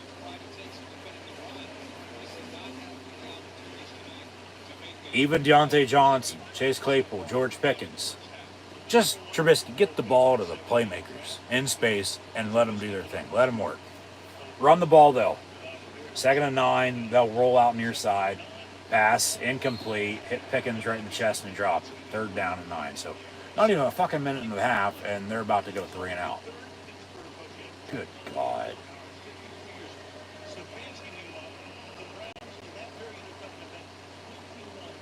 "21 head coaches and almost 55 years. 60 years, Pittsburgh's had 3. Yeah, which is the fewest, and the Browns have had the most. I would say a 21-3 score, but we're already at 14-13 here. But remember, 7 points average margin of victory the past 6 meetings. Trubisky rolls out. It'll be caught. 1st down, Claypool at the 31. They signal catch, 1st down, Pittsburgh, as we begin this 3rd quarter. So keep it going. Get back to the run game here. I mean, you haven't run it yet on this drive to begin the half, but yeah, rolls out. Yeah, he just rolls out for whatever fucking reason and stands there and then gets rid of it. Jesus Christ, Deontay Johnson. You back to, being brick hands. You learn how to catch. Good God. Hit him right in the hands and he dropped it. Luckily, they weren't a little closer to pick it off. We got a penalty. What do we got?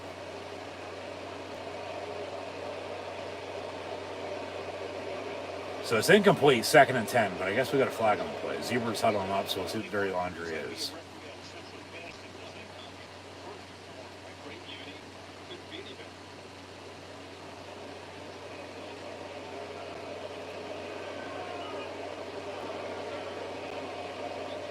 What do we got from the Whitecapper? No flag on the play. And legal man downfield. Actually, 5-yard penalty on the Browns defense, 1st and 10, Pittsburgh. All right.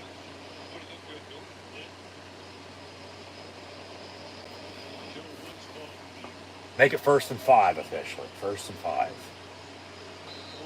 Gunner's in the ball game, receiver now too. Talk about those deep shots, though.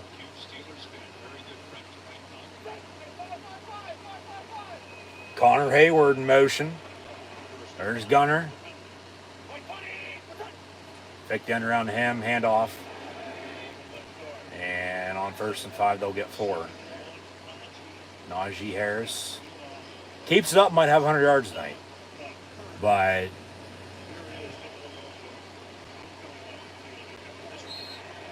they have too many men on defense. That was what the penalty was. All right.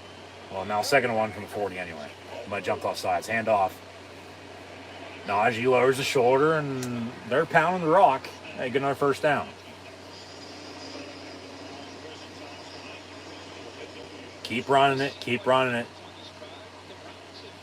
And then catch them off guard. Keep them on their heels. And then you take that deep shot. But Pat Fryermuth, I'm telling you, go to 88.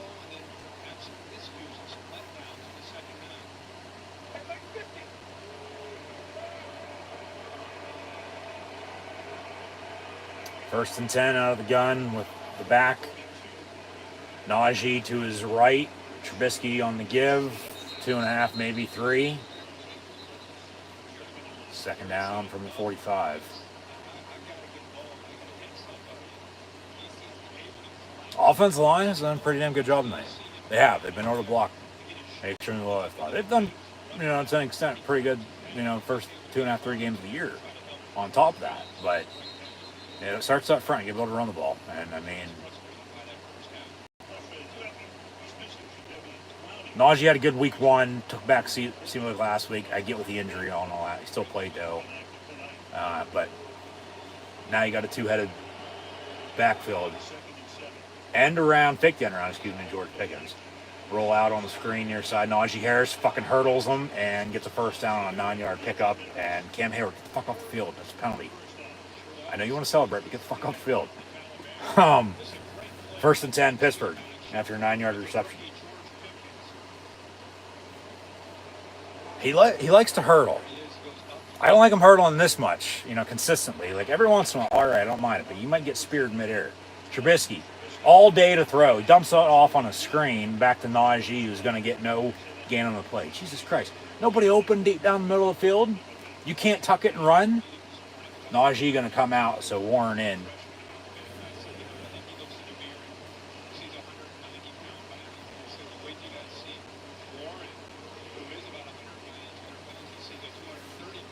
So Najee getting a break. He says no to the water as he catches his breath, and Jalen Warren now in the ballgame. Officially the loss of 4, 2nd and 14 on that screen. Now an empty set. Roll out. Shuffle over the middle. Good play call. Jalen Warren up the middle of the field. Inside the 35, 30, 25, 20. Pushed out of bounds around the 15. This fuck might be coming back for fucking hold. God damn it. Got an injured Brown. Hopefully he's okay. Saw an ambulance come out on the field on Monday night for a big hit. Player has since been released from the hospital, but let's see a replay. I'll point out where the fucking hold's at. Unless it's on the Brown defense, it'll be 10 yards and they'll replay the down. They'll take an injury timeout in the meantime, and then they'll, reassess the penalty when we come back. Full TV timeout. Hopefully he's okay. We're gonna, can't rewind this on a streaming service for even a live sporting event. And even if you can, I'm not going to, because I don't want to fuck anything up. Normally, if I'd fuck it up on, TV, I know how to get back.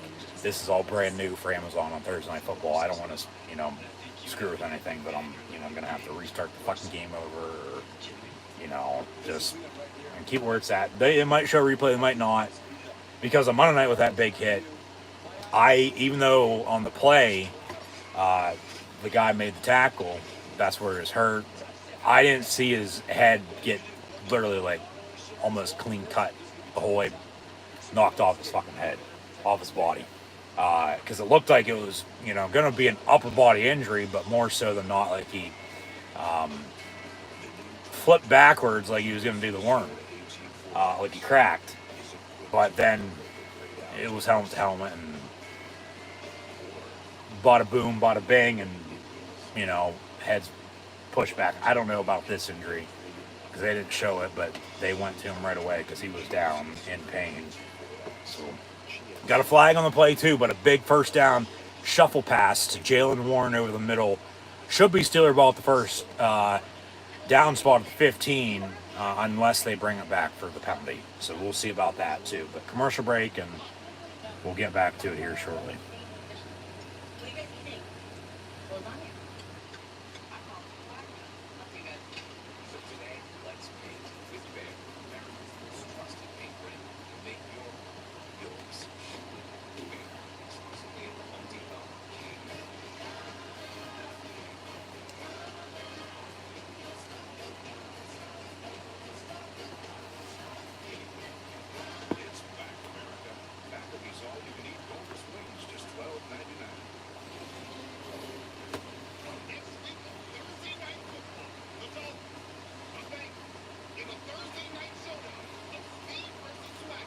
They give us a preview for Thursday Night Football next week as we reset. Coming out of the commercial break with the injury and the timeout. They bring the card out for him. Hopefully he's okay. We'll see if they show a replay or not. But he's still down there. Going to load him up on the stretcher and put him on the cart and take him off. Here's a replay.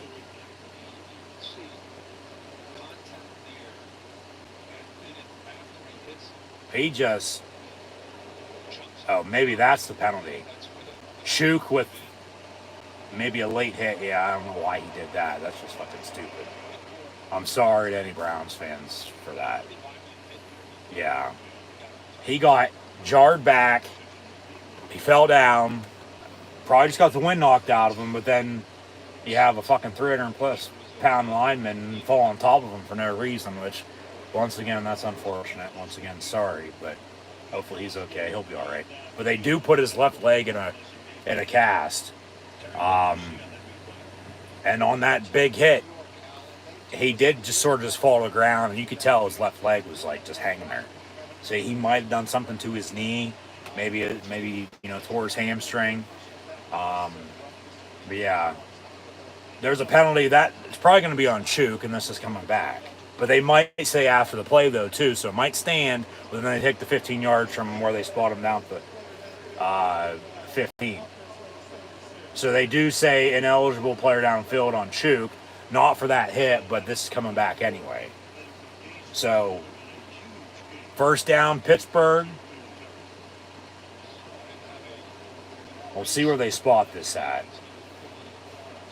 But actually 2nd and 19 rather than 1st and a mile.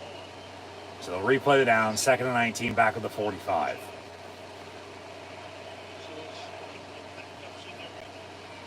Trubisky, far side, caught at the 40.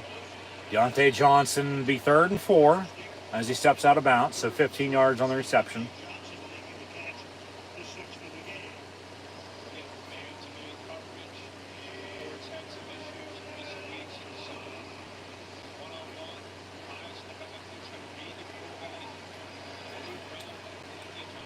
More so 3rd and 5, maybe 3rd and 6 where he stepped out.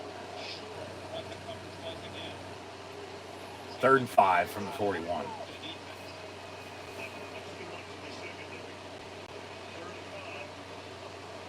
Empty set, roll out, and then incomplete, intended for fucking Claypool. What the hell are you doing? There's a flag, maybe a defensive hold, an automatic first down.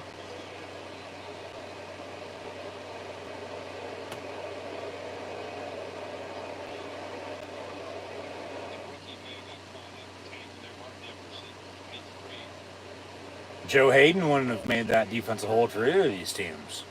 Former Brown and Steeler, retired, and will retire as a member of the Browns, the team who drafted him out of Florida. I was actually just thinking about him the other day. Maybe they bring him back, because he's been unsigned and decided to retire. Flag on the play. Pass interference on the Steelers. Penalties have been declined, 4th down. And, Pittsburgh, 4th down, they'll punt. So, shit, they just had a good fucking drive going. Took up some time, but nothing to show for it.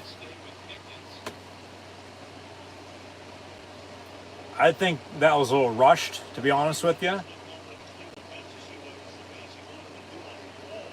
I don't know if that's pass interference, but Pittsburgh on the punt, so yeah, shit, they took out fucking 6 minutes and nothing to show for. Maybe they were on a fake here. Harvin on the punt. Yeah, with his blue suede shoes there, Al Michaels. Let's see if he can pin him deep. They're going to let the play clock wind the whole way down, take a delay of game, and give them some room. Because the clock ain't rolling. It's stuck at 9:40. Yeah, 3, 2, 1. Delay game, 4th and 10. They'll punt. Of course, Cleveland can decline this and still 4th and fucking 5. But they'll take it. 5 yards, 4th and 10. And, just giving them some room to punt. See if we can pin them deep inside the 10 now.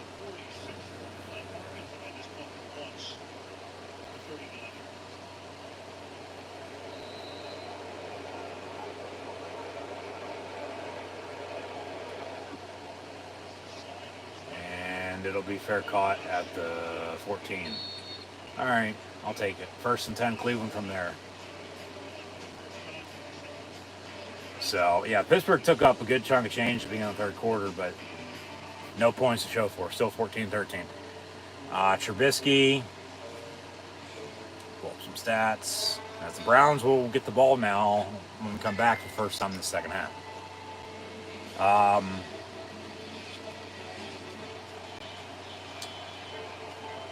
Trubisky now officially 14 and 20 for $143. Najee has 13 carries, 55 yards, and a touchdown. Jalen Warren, 430. Warren has a catch for 3 yards. Had a bigger, catch and run on the shuffle pass, but then the penalty brought it back. Harris, 3 and 9. Deontay Johnson leads, 6 catches, 63 yards. Claypool, 234. Pickens, the same. So, let's see if they can get a stop now on defense. And I'll leave it at that.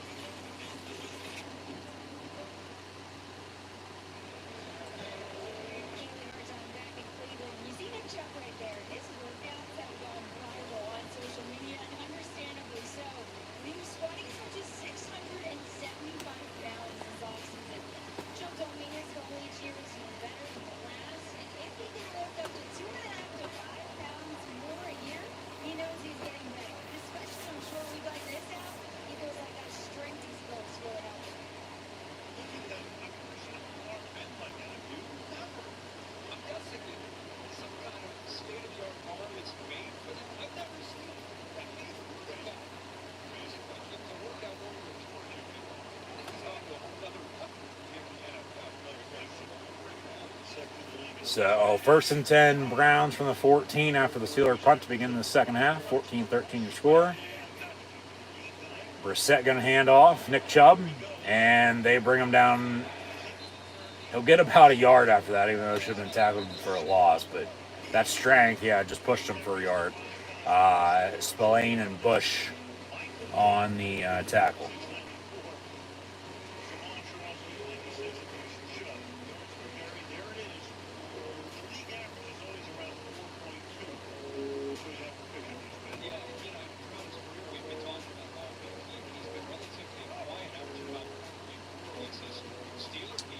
Second and 9 from the 15. Chubb motions out, bottom of your screen, empty set, 5 wide, left to right. Pressure, and it's actually caught. Amari Cooper. So 1st and 10. Rather than it falling incomplete as I thought it did, going right through his hands, he caught it. Witherspoon has to toe tap the sideline trying to get back to him. Good God. 1st and 10.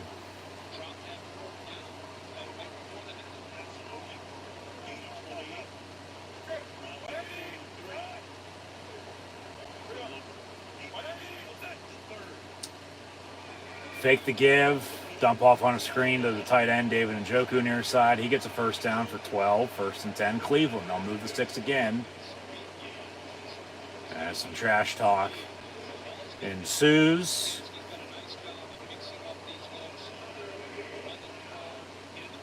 Another 1st and 10 for Cleveland.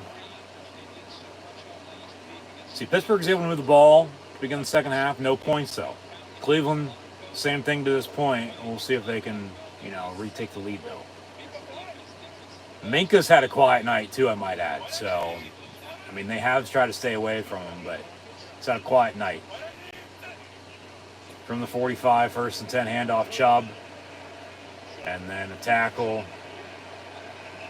After about an 8-yard pickup, 2nd down or short.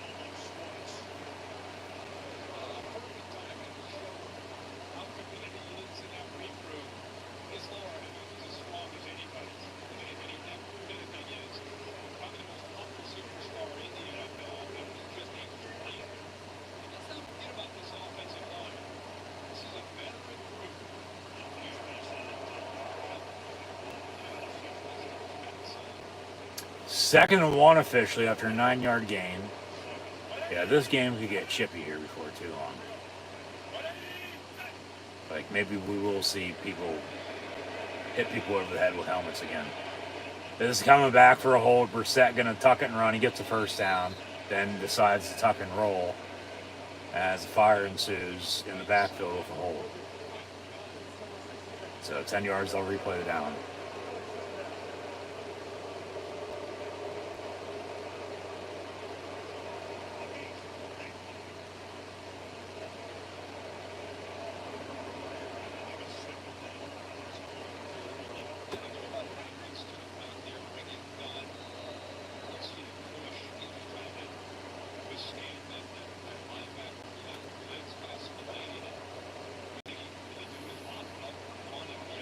So 2nd and 11 officially.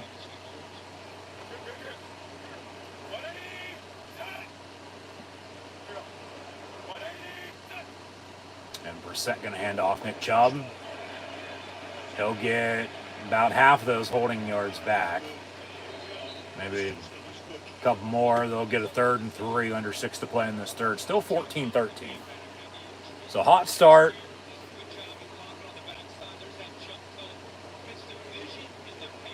Now it's slowed down. Defensive showdown, and who's going to bend but don't break at this point.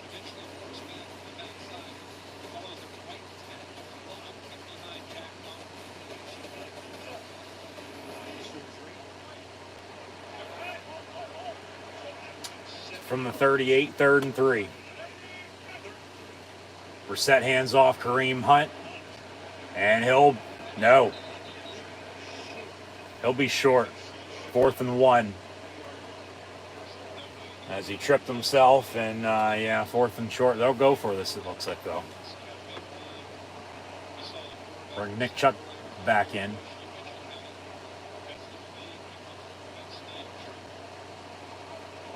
And we'll see if he can move the pile again and get another Brown first down, because he probably will. As here comes a handoff to Nick Chubb. Njoku once again in motion. Kareem Hunt in the ball game as well in motion. Fullback dive to Hunt, so decoy on Chubb, and good play call. Yeah. First down run, Cleveland.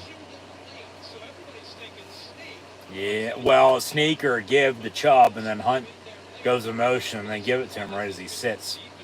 And fullback dive to him and gets a first down. So, yeah, good play call. I mean, they get caught off guard with that, but what can you do? Yeah, they were going the other way, and they, ran misdirection with them. Now we got another injured Brown down on the field. 1st and 10, though, when the next snap occurs. And, well, when we come back as well, because I'll take TV time out here. But, once again, we'll get back to the action momentarily. Just once again, thanks for tuning in and watching. Be sure to like, follow, and subscribe on social media. Links in the description below. Scroll down, check out Facebook, Twitter, Instagram. Hit that red subscribe button, notification bell next to it live right here on YouTube.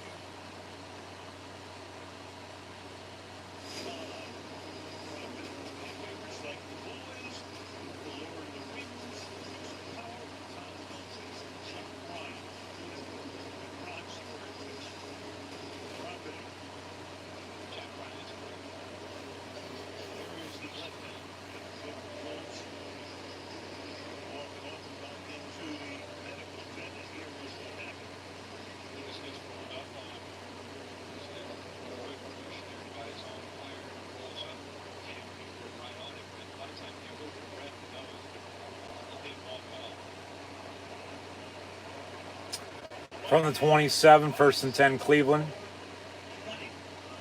Looking to retake the lead. 4:18 to play in the third. Hand off Nick Chubb. He should be close to 100 yards rushing as well. They give us some injury updates, but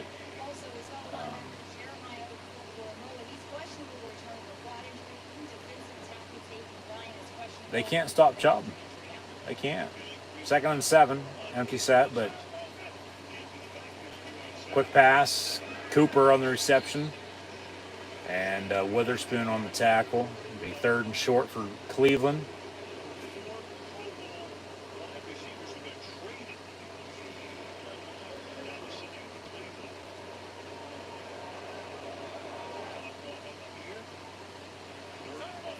They'll sneak it, and they'll get the first down.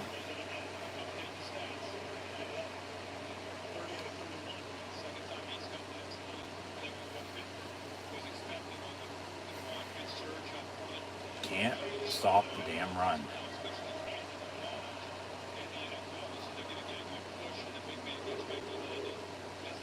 But what's new? We knew this, to an extent, coming into the night, but still, man,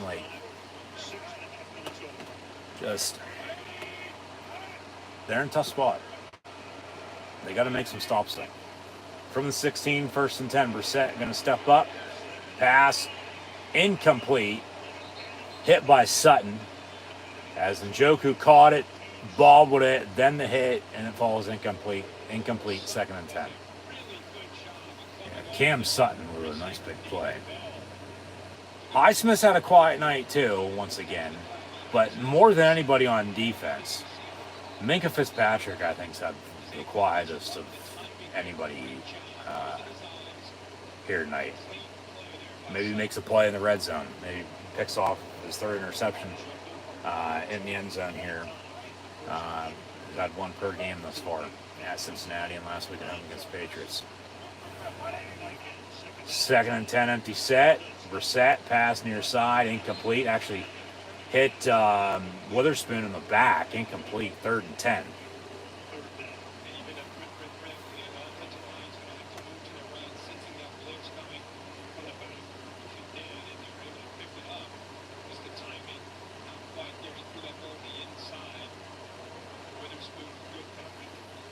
So 3rd and 10 after the incompletion again. 2:37 to play in the third. Minkah. Pressure. Highsmith, Malik Reed, Kim Hayward. Complete to Hunt at the 10, but brought down there and be short of the line and be 4th and about 4. And they'll kick a field goal. Retake the lead at 16-14 if it's good, but remember with the wind, no kicks are good to this point. Actually, they say incomplete. So 4th and 10 back where they were. Yeah, that's incomplete. Good call. That's clear as day. They dropped it. So 4th and 10 from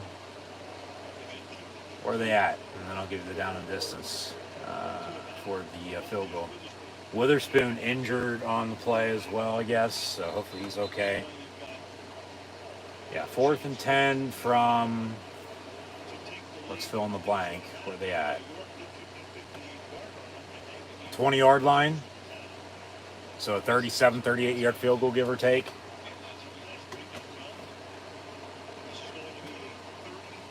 A 34-yard field goal. Where are they at?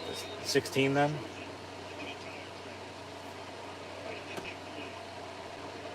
Yeah, they're at the 16-yard line. So 16 and 10's 26. There's 7 or 8. Yeah, 33, 34-yard field goals, right. Kicks up. Kicks good. Browns lead it 16-14 with 2:31 to play in the third quarter. Pittsburgh getting the ball back. So 2 long drives this third quarter. Nothing to show for the Steelers. 3 points for the Browns. They retake the lead 16-14. That missed extra point might be the difference. You know, if this stays the way it is, then maybe another game-winning field goal by Boswell. So, yeah, 16-14. it's really settled down at this point. Long third quarter, 2 long drives for 3 points total. What defense at this point is going to bend but doesn't break when the game's on the line? Pittsburgh's got to continue to run the football, opening up some on offense. Pat Fryermuth, once again, I'll say his name. No targets, let alone catches tonight, which is a shame.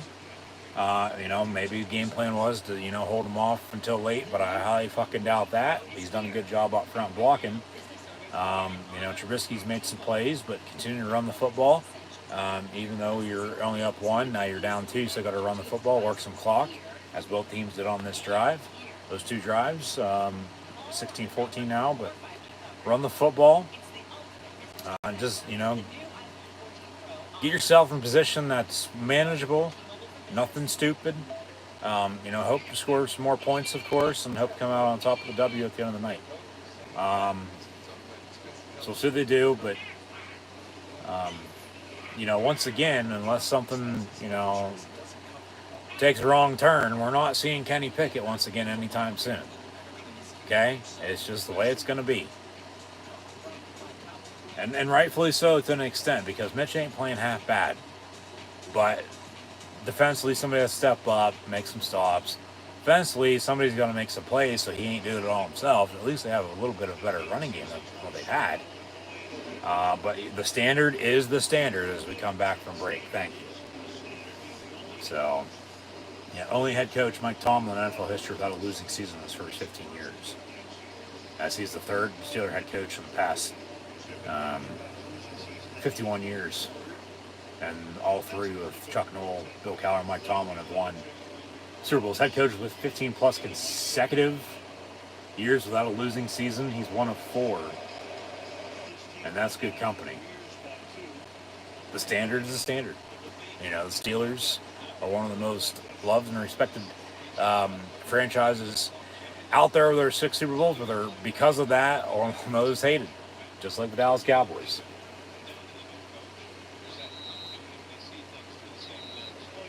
Success with honor, if you will. When you're on top, there's always going to be bad shit said about you. But I guess bad publicity is good publicity at the end of the day. Steelers, widespread fan base. Honestly, you're either with us or you're against us. Najee Harris in the ball game at running back, 1st and 10, Pittsburgh from the 25. Down 2 again, 16-14, 2:31 to play in the 3rd. Handoff, and a yard for 22 to the 26, 2nd and 9.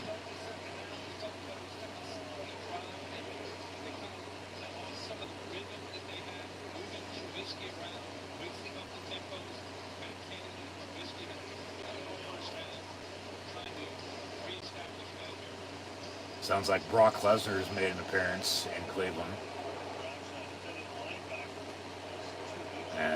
Let's see if the Steelers can take the Browns to Suplex City on Thursday Night Football, 2nd and 9. Another handoff. Actually, Trubisky keeps it for himself. All right. 2nd and 9 gives them a 3rd and 2. They're getting themselves once again in manageable situations, which that's all you can ask for. You just got to be able to convert. You got to execute now. You got to keep it going. Hammer the nail.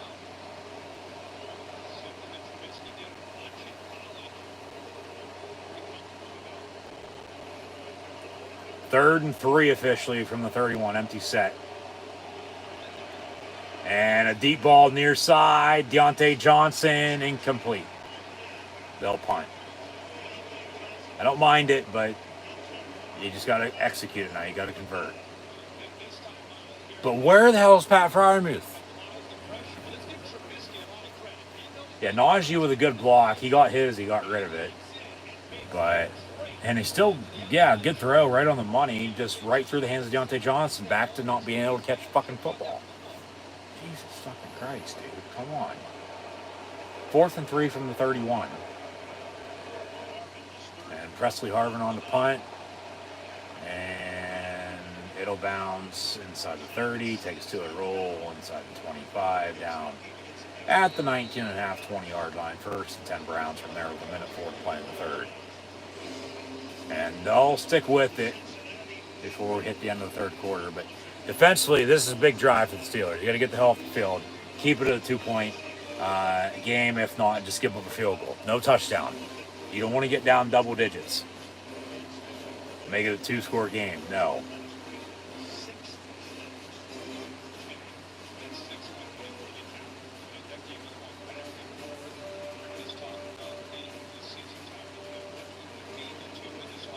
So from the 20, first and 10 Browns, minute 4 to play in the third, up to 16-14 your score.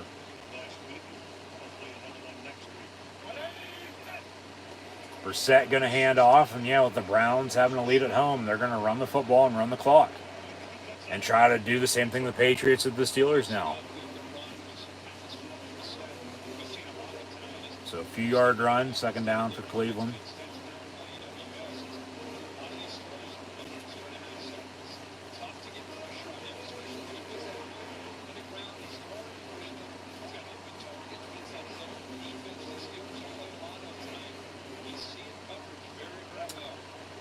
Second and 5. This might do it for the third quarter here.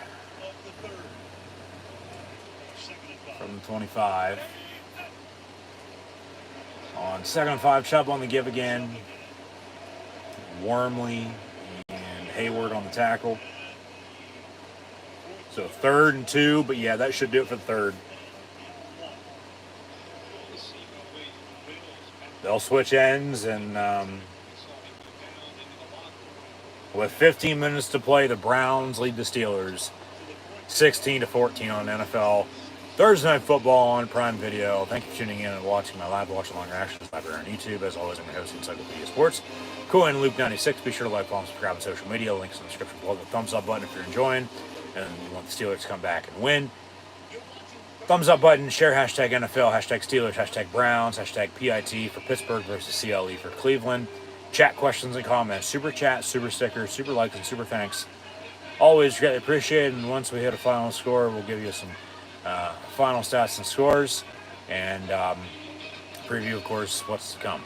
But defensively, they get health field at best, field goal, or at best get the health field, at worst get the field goal. You don't want to give a touchdown here. You don't want to make it a 2-score game. You've had 2 drives now this second half and nothing to show for it. And the first one, as the Browns as well took up a lot of time, whole third quarter for the most part. You punt again, very short drive for the most part then, and then give back. They have it second down to begin the fourth, as they got a field goal on that second half drive of theirs. Lead by 2 again, 16-14, and are driving now. So forced field goal, no touchdowns here. Maybe turnover, forced fumble, interception. Minka Fitzpatrick's had a quiet night. He's had an interception in each 2 games so far this year. Pat Fryermuth's had a quiet game on offense. No catches for him. I don't know what the deal is there by any means, but he has played well blocking. But still, man, they gotta find a way to win. And we'll see what happens. So we'll leave it at that, but we'll get back to it here shortly.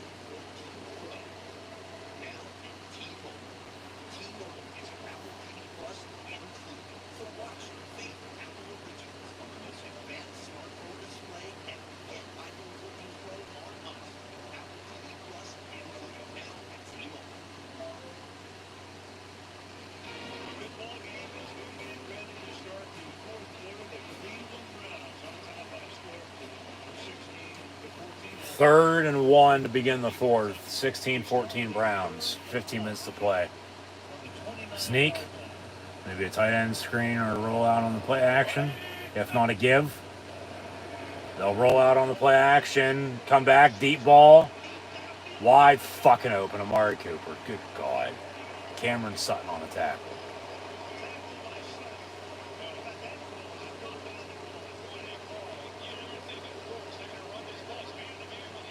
How? Just how?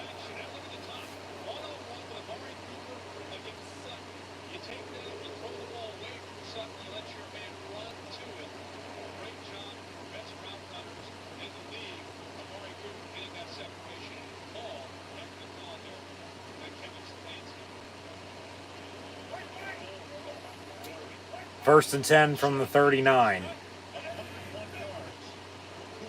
You just gave up another 100-yard receiving game. There's a missed tackle, but a bump, and then a 15-plus yard run for Chubb, who's going to have 100 yards rushing now.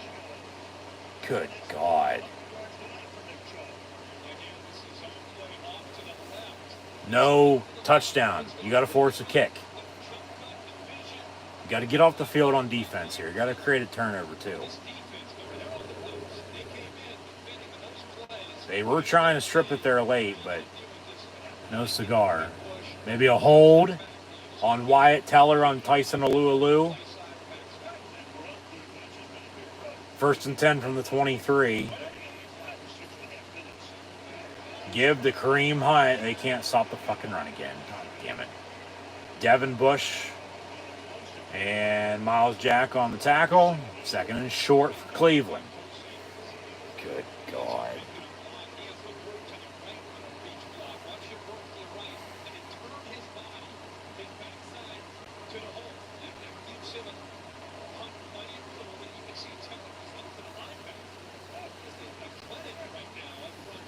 From the 15, 2nd and 2, Cleveland. And a handoff. Highsmith on the stop, but he gets the fucking first down. God damn it. Cleveland knocking on the door in the red zone, looking to extend their lead. You got to force a field goal. No touchdown.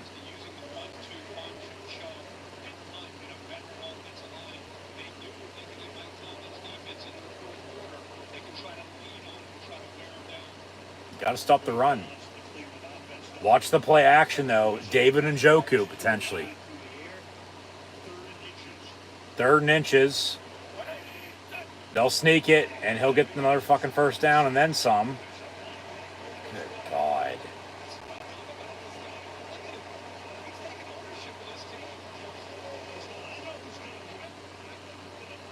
How? Just how? You should have fucking signed Jacoby Brissett in free agency rather than Mitch Trubisky.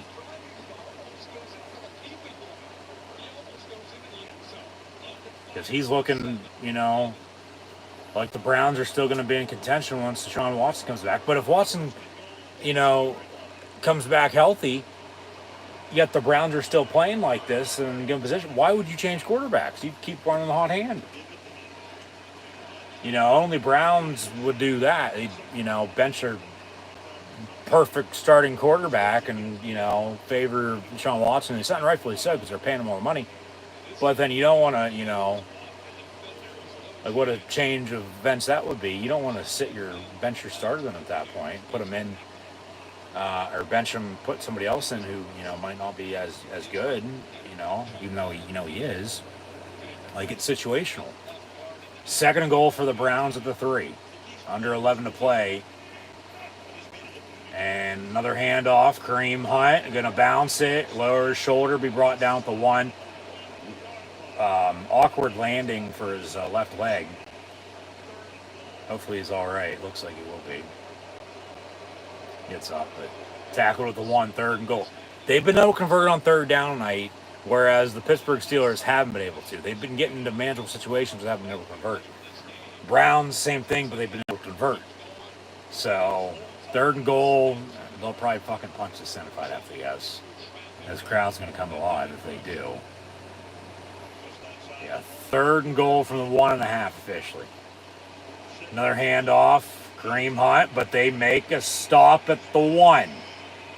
A gang tackle by the Steeler defense. Yeah, Wormley's had, I talked about him earlier. He's backing up Hayward at D tackle with Alualu and Larry Ogunjobi. But, they've been making some big stops on,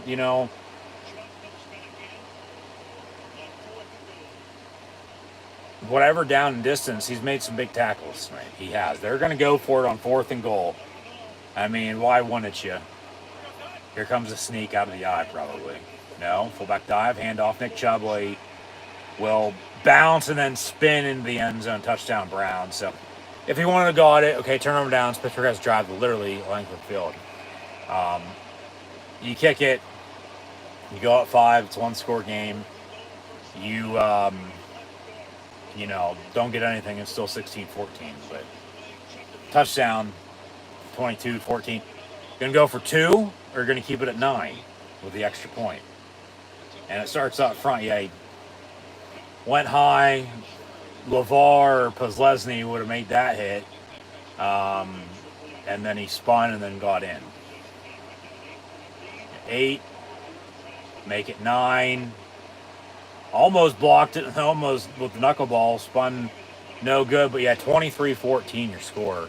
With the Browns on top of the Steelers with about 10 minutes to play. So they're going to have to score on their next drive or else this game's over.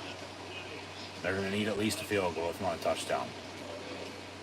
9:29 officially to play, under 10 actually. So yeah, Trubisky and the Steeler offense have had 2 drives this second half. Nothing to show for. Maybe third time to charm. They scored about this time last week to cut it to 3. And then, New England just ran all over them and ran the clock out. So potentially the same thing could happen if they do that, with a field goal to cut it to 6 or touchdown to cut it to 2 again. And then, because they can't stop the run, Cleveland, runs the clock out on them potentially because Trubisky's 14-21, $143. The Steeler running game in this second half is really nowhere to be found. I mean, but oh well. Jacoby Brissett 20-29, 212 and 2 touchdowns. Nick Chubb 16 carries, 105 yards rushing and a touchdown. Amari Cooper has 100 yards receiving on 7 catches. Also a touchdown. And Njoku has 8 catches, 81 yards in the score. So as much as Matt Canada needs gone, Terrell Austin, something needs done there. I mean, Brian Flores is sitting there as a good assistant. Mike Sullivan's the quarterback coach. Maybe there's going to be a change tomorrow, with some assistant coaches with the Steelers organization. Because offensively, play calling ain't as bad as it's been, but they have a running game, but they don't. They can't stop the run, though, on defense. They can't fucking cover, let alone tackle either. 2 weeks in a row, near 201-yard receivers for the opponent. Hunt ain't doing as much as Chubb is, but, they can't really stop him either. That's also 2 weeks in a row. Tonight, Chubb went over 100. Last week, it was almost 2 100-yard rushers on top of that. And then offensively for Pittsburgh, they don't have a 100-yard rusher themselves. Trubisky ain't even passed for 200 fucking yards. 2 weeks ago, they had, 5 turnovers, and the game still came down to the final seconds. They can't stop the run up front. They're missing that pressure from TJ Watt. They really can't honestly run it themselves. They can, but they can't. They have a running game, but they don't. But they can't stop the run on defense, no doubt about it. They can't do this. They can't do that. They need to make some plays on this fucking drive on offense if they want to get back in this game. Like I said, touchback, 1st and 10 from 25.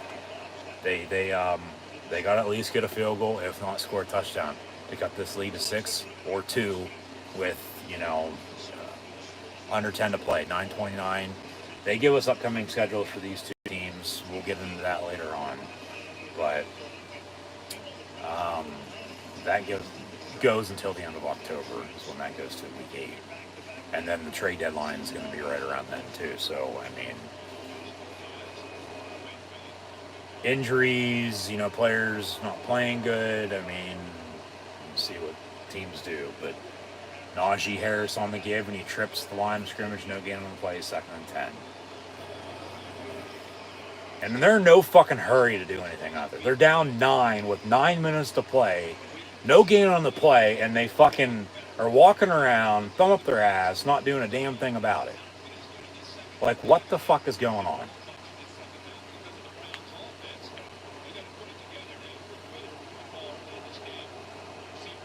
You ain't got all fucking night, guys. This game ain't going to be over next week. It's going to be over in 8:52. Trubisky, down the middle of the field, intended for Claypool at the 45. It's incomplete. Hey, at least hit through the middle of the field, though. Still no Pat Freiermuth for whatever reason. He's in there playing. He's active. He's healthy. He's not hurt. He's been in all fucking night, but nothing. Hit him on the fucking cut. Jesus Christ.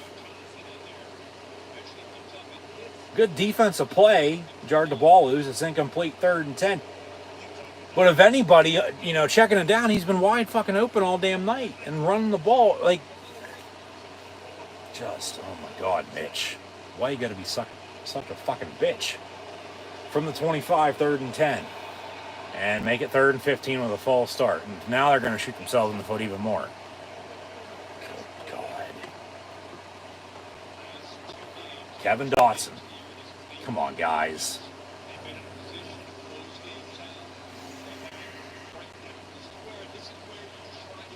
Third and 15. They haven't been able, as they show the 3rd down conversions anyway, they haven't been able to convert on fucking 3rd and 1, 3rd and inches, 3rd and 5, 3rd and 10, 3rd and 15, 3rd and fucking forever. They no. Here comes another punt. Might as well kick it before the drive even begins. 3rd and 15 from the 20. Mitch steps up. Overthrows Pat Freiermuth, incomplete. He's not fucking 10 feet tall and bulletproof, but I might be after this game. Jesus fucking Christ.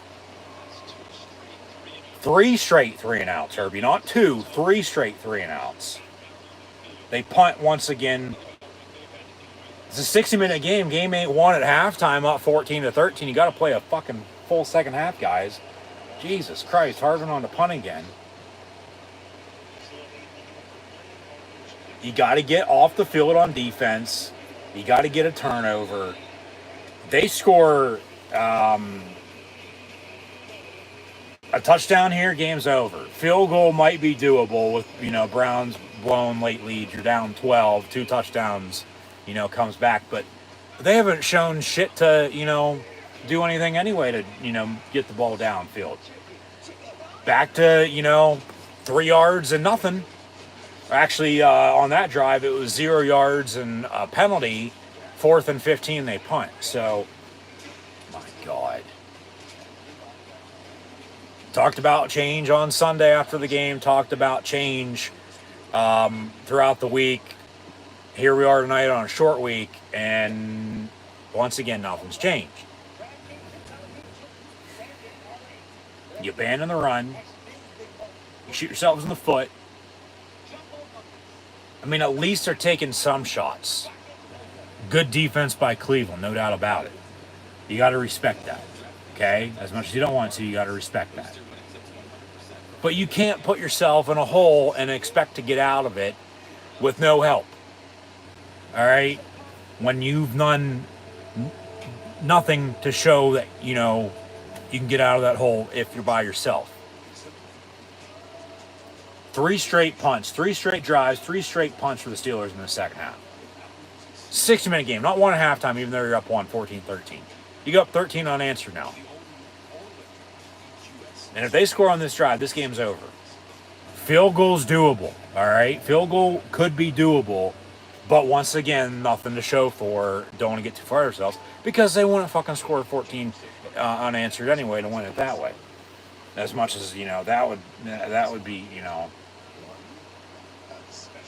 fucking a way to, come back and win the game for them and a way for the Browns to blow it. But I might be, cracking some cold ones here before too long. I'm surprised hell I fucking haven't already. But, I mean, good God, this is pathetic. Absolutely fucking pathetic.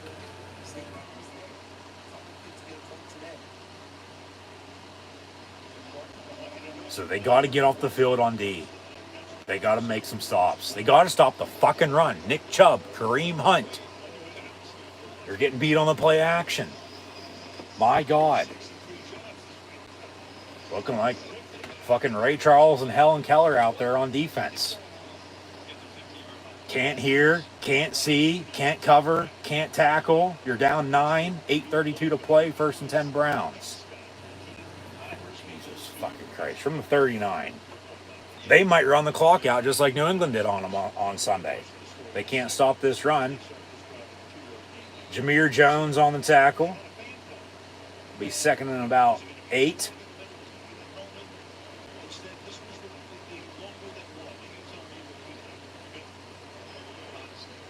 Old school. That's what it is.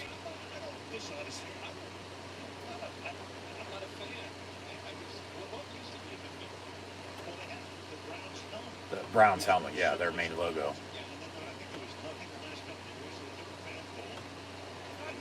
Herbie's from Ohio, too. He doesn't like the elf. But he's always been more of a Bengal fan because he's, from around Columbus and played at Ohio State. David Njoku on the reception for 9, 1st and 10, Browns.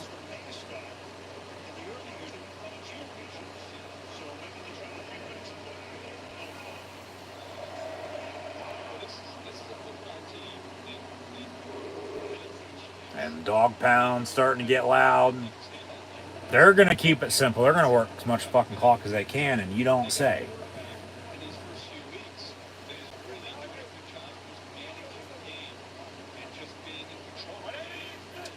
So from midfield, 1st and 10. Chubb on the give, Highsmith and a few others on the tackle. Second and about 7, give or take. 7 minutes on the dot and counting to play. Yeah, make it a quiet night. Freiermuth they don't want to throw it to him. Even though he's fucking open. Yeah, talked about change once again. Something needs to happen. Tomlin ain't going anywhere. I can guarantee you that. Alright, as much people are going to fucking call for his head again. He ain't moving an inch, okay?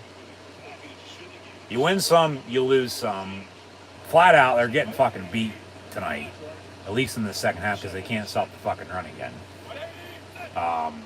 Anybody can see that, including the Ray Charles and the Helen Kellers of the world that they're on, defense night for the Steelers.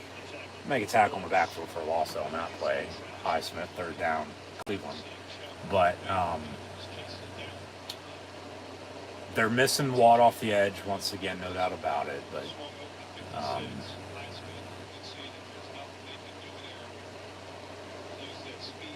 this ain't over just yet. I don't want to get too far of myself, so I'll hold off thoughts until later. But it's frustrating is all it is. When you know that the potential is there and they should be winning these games, and they don't, or they're losing. 3rd and 12, they luck out. It hits as the bullet was thrown, intended for Cooper. A little too much, incomplete. Bounce off him into the air, incomplete. So it's been nice somebody there to pick it off. 4th and 12, they'll punt. Pittsburgh's probably going to drive the length of the field if they don't get a touchback on this. 1st and 10 at the 20. Because that's a 1st down. They keep the drive line, work clock, and, game's over for the most part, you would think. The 5:40, 3 timeouts, 2-minute warning, down 9. Good drive, field goal, touchdown. Get it back, with some time, hopefully above the 2-minute warning. Go from there. As it'll bounce at the 10 and be down, of course, at the fucking 5-yard line. 5:29 to play. As they give us a shot of the Pro Football Hall of Fame in Canton, Ohio. Looking good on this Thursday night as they continue renovations and additions, I might add. So no, my system won't reset in 10 minutes, but we'll continue. But yeah,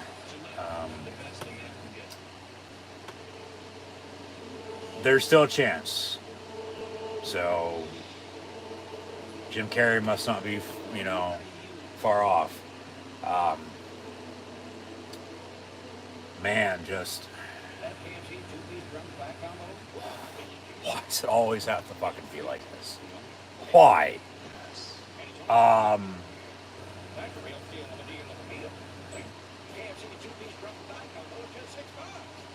At Audible, you can always find just the right they it's for everyone. Post-movie paper, they're gonna have to drive 95 yards areas of for a touchdown, increase or the topics they love in a new way. And people at love least new 60 for a field goal. It's the best place to listen because it's got the best Um, fresh content featuring celebrated writers, comic superstars, and iconic if they don't do anything here, this game's over. free for 30 days. Plain and simple, end of story. They got to drive and get some points. Um, I don't care if it's field goal, touchdown. But I was saying, if you do, score quick, hopefully then you'd get the ball back again above 2 minutes. So you still have a 2-minute warning in your 3 timeouts if you have those 3 timeouts to get what you need then again. Because a touchdown would be nice now rather than a field goal. Because then you don't need a field goal late. Because if you get the touchdown now, you cut it to 2, goes back to Cleveland, potentially going for 2, make it 24-14, 23-14 though. You're down 2 as you were at 16-14, 23-21, field goal wins it. Rather than a field goal now, and then a touchdown wins it, as you would trail 23-17, and then 6 and 7 for 24-23, or miss an extra point, like they missed an extra point, you missed a field goal. Remember that missed field goal from 50s coming back to bite them. They have that. Touchdown's good, field goal's good for sure, but then you need more on top of that. Hell, who knows? We might, go to overtime with these two. But keep in mind, the average margin of victory these past 5 or 6 meetings with these two teams have been 7 points. So Claypool on the reception near side, 7, maybe 8 yards, second and short for Pittsburgh. Clock's ticking. You got 3 timeouts, 2-minute warning, but obviously you're in no fucking hurry for whatever reason. But you got to go. Come on, you ain't got all fucking night. From the 13, second and 3. Trubisky. And it'll be caught, Deontay Johnson. And they say incomplete at the 24. I got to see a replay. They say 3rd and 3, 5:04 to play, down 9. Let's see a replay here, though. Yeah, they've gotten away from the run game in the second half, too, I might add. Okay, so they show a replay of the pass rush, but not the completion if it was a catch. They say incomplete. So obviously must have been incomplete because they're not even fucking showing that. And Tomlin ain't challenging. So 3rd and 3, big 3rd down. Maybe the play of the game. Maybe your ball game here, folks. Claypool in motion. He's in the slot top of your screen. Where's Pat Fryermuth at for you? Trubisky gets fucking sacked. Good God, at the 10-yard line. Honestly, have to go for it even though you're at the 10-yard line. They'll punt. You got 3 timeouts, 2-minute warning, under 5 to play. Hope to get a break on this punt return or quick on defense. But Trubisky through 3 games, he hasn't done much. It started off all right, but even with not doing much, good or bad, it's taken a downhill, spiral. Downhill spin. 1st and 10, Browns at midfield, up 9, 4 minutes to play. They promote Thursday Night Football next week. It'll be the Dolphins and Bengals. Good segue as well, as both those quarterbacks were first-round picks in 2020. The Steelers drafted a quarterback this past year in the draft in 2022. And even with having running game but not having running game, once again, it ain't going to matter who's playing quarterback at that point. Trubisky's shown enough that they can't move the ball with him. So a change is going to have to be made at quarterback. And they're at home a week from Sunday against the Jets. So what better time to throw in Kenny Pickett and get his first start, let alone if he doesn't, put him in early if ain't going your way. Crowd's going to be fully behind them. There's your spark. That's your momentum the rest of the way. And then you have a reliable backup quarterback who's played for this team this year, who you can throw in if need be, if it comes down to it. Kenny Pickett should start on October the 2nd for the Pittsburgh Steelers against Gang Green, as they'll be taking on the goddamn New York fucking Jets. But the goddamn fucking Pittsburgh Steelers tonight, the black and gold, I don't know what to say at this point, man. I've said what I've said. I'm going to stick by it. There's not really much else to be said. But as they continue to talk about TJ Watt, he'll be back hopefully in about a month or so. They're missing him extremely bad on defense. They can't stop the run. I mean, hell, even with him week 1 at Cincinnati, they couldn't stop Mixon. But it's gotten worse the past 2 games on this short week against New England and Cleveland tonight. They can't cover. They can't tackle. Like I said, as much blame as Matt Canada play calling defensively, they can't stop them either. They can't fucking stop the run. You got to start calling timeouts here. Plus 2-minute warning, so you'll probably get the ball back here. No timeouts, 4 minutes to play. Length of the field to go. You can't fucking move it to begin with, so what's new? Like,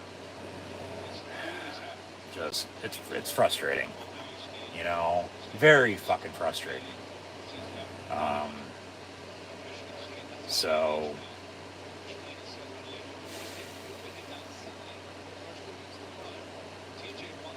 Hayward on the tackle on Chubb on that last play. So, I mean, I'll leave it at that.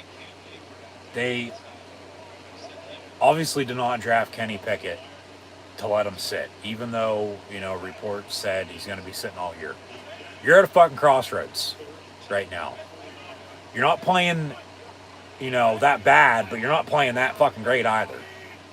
You've scored 23 points, and in back-to-back games, 14 and 14. Highsmith on the sack, 4th down, timeout, 3rd and final. You're going to let the clock roll, get it back, keep that back, 3rd and final timeout in your pocket. They'll let it roll. They'll get it back with about 3 minutes. So Highsmith stepping up, but the stepping up, it's step up or get fuck stepped on. It needs to be more consistent. They can't let the clock roll down to 59:30, be down however much, and then, let's play football now. You know, it's a 60-minute game. You didn't win at halftime even though you're up 1. They get the snap and punt up. Ball going to bounce out, bounce up around the 20-yard line. So 3:13, 1st and 10, Pittsburgh from the 20. All right. For the most part, where they started all night. But here comes Trubisky, and guess what he's probably going to do? One of 2 things. He's either going to get him in fucking field goal range, let alone a touchdown, hopefully, knock on wood, or they're going to turn the ball over. Mark my words. And Cleveland's going to win this game. Much as I don't want to say that, that's probably what the fuck's going to happen. No run game in the second half, none. And he ain't making plays at quarterback. Good God. 1st and 10 from the 20. Far side, caught by Deontay Johnson for 13, 1st and 10 Steelers. Clock's going to stop for the time being. 3:08 to play, 1st and 10. You got to go. You got to go. Come on. You ain't got all night. Now the tempo is there, but they obviously like playing with their back against the wall for whatever reason. They like playing from behind. Just don't drop the fucking soap. From the 33, 1st and 10. Trips near side. Go to Freiermuth. They finally do, and guess what he does? He catches the fucking ball. First reception of the night for him, out past midfield. I've been hammering for them to throw the damn ball to him all damn night, and they finally do with 2:52 to play. Ain't that fucking hard when he's open. Yeah, he was double covered and still went up and grabbed it. 1st and 10 at the 41. You got to go. Let's go. Trubisky over the middle. Back to Freiermuth. What the fuck have I said? It works. You got to score before 2 minutes now. You know, like I said, 1 timeout now. Before 2 minutes, hope to get the ball back. Do something then. Deep ball, near side.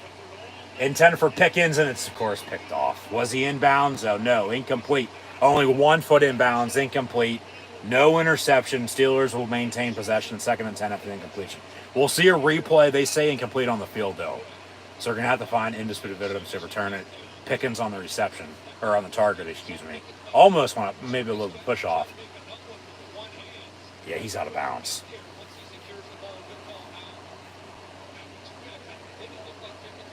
Yeah, he's half out, half in.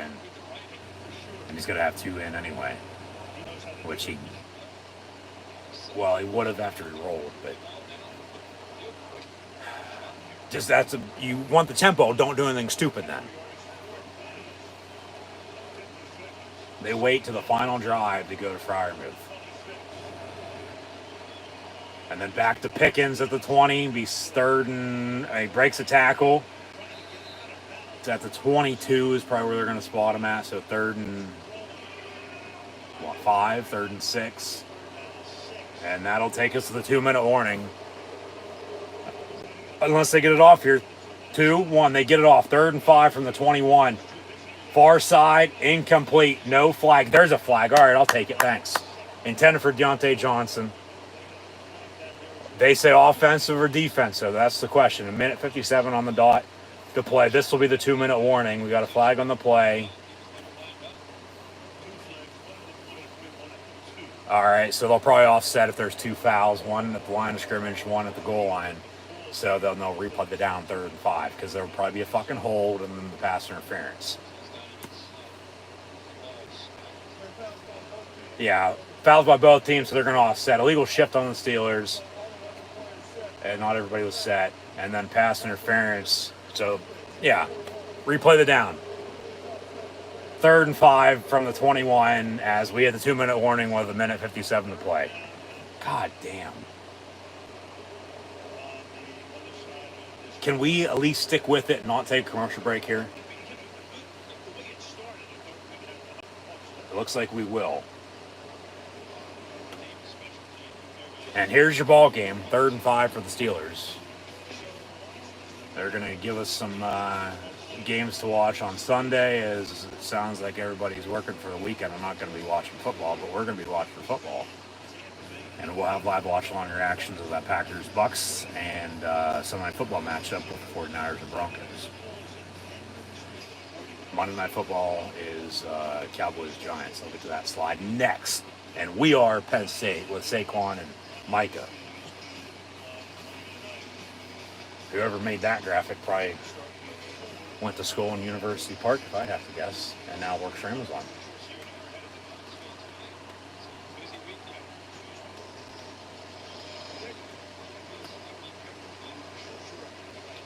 Al Michaels, celebrity guest picker on game day.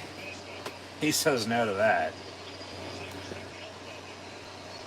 I bet you they're going to have Peyton be the special guest picker on Saturday because they'll be at Tennessee for game day. Yeah, Herbie, Thursday Night Football, goes to where game day is at. Call Saturday Night Football, wherever that's at. They'll be in Columbus for Wisconsin, Ohio State, and then he does it all over the next week. Here's your ball game for the most part, folks. 3rd and 5 for the Steelers from the 21, a 2-minute warning with 1:57 to play. They got a timeout, but they're down 9, 23-14 to score. Trubisky in the gun, left to right, crush television screen ready on the dial. And we'll roll out near side, and it'll be incomplete. You kick it. You got to kick this. You're in field goal range. You're going to have about a 40-yard field goal. You got to kick it and get an onside kick. You take your fucking points now, rather than go for it on 4th and 5, not get anything at all. You kick the field goal. The field goal that they missed earlier is coming back to bite them. It's not a bad throw. Rolled out, just good coverage. I mean, play was sort of dead from the start anyway. Back to Freiermuth. No targets all game. 3 on this drive. Officially 39-yard field goal. He misses this, the game's over for sure. Kicks up and good though, but we got a whistle. Flag on the play. 12 on defense. That's an automatic first down, or they call timeout. Kick's good for the time being. But we got a flag on the play. What do we got?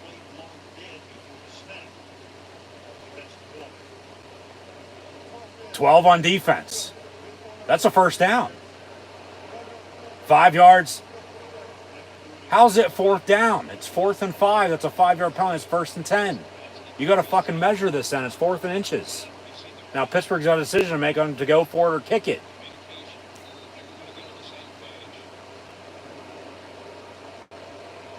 Yeah. 4th and 1, they say. Can I see a spot? I mean, you probably still kick it, though. I'd want a measurement. I would want a measurement right now. 4th and 5, 5-yard penalty to first down, not 4th and fucking 1. Obviously, these refs don't know how to do math.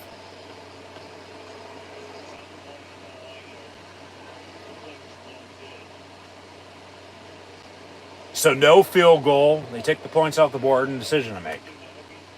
I mean, you probably still kick it. Take your points and you can get an onside kick. Yeah, probably smart. But I'd like a measurement. I'd like to see how close it is. But we're not going to get it. So 34-yard field goal. He made from 39. Hope fucking God he can make from 34. Kicks up. Kicks good. All right.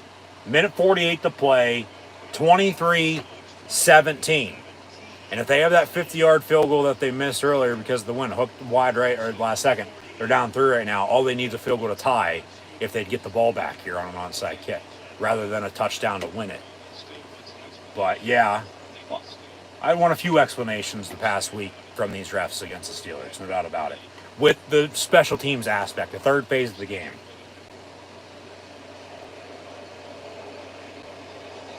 Because it should have been a fucking 1st and 10. It was 4th and 5. It was a 5-yard penalty. It's a first down.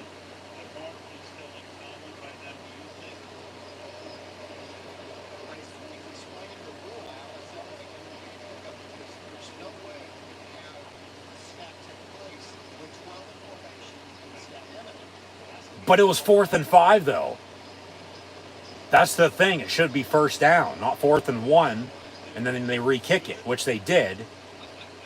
Which... confusion, no doubt about it. And Pittsburgh's going to have to attempt an onside kick here. Very rarely do these succeed. However, the Jets got one at the Browns this past week. Came back and won the game. We'll see if Boswell can get a good bounce. And they recovered. Of course, got to go 10 yards before being touched by the kicking team. Cleveland can jump on at any fucking point in time they want. And they just show the percentage.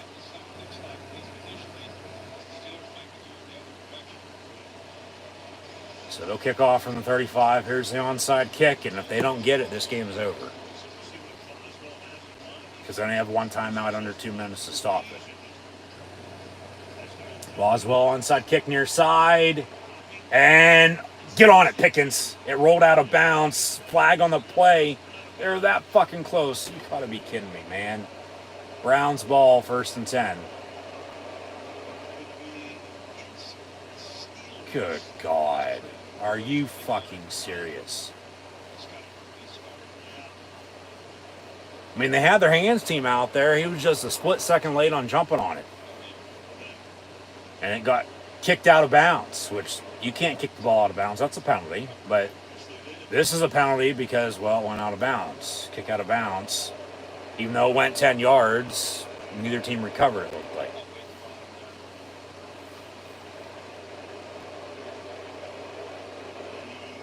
Offside on Pickens.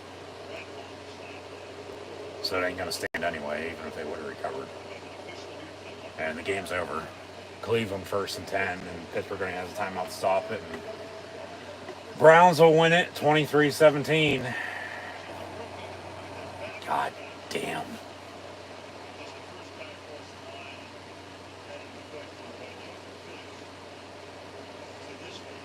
Tomlin getting the ref's attention again.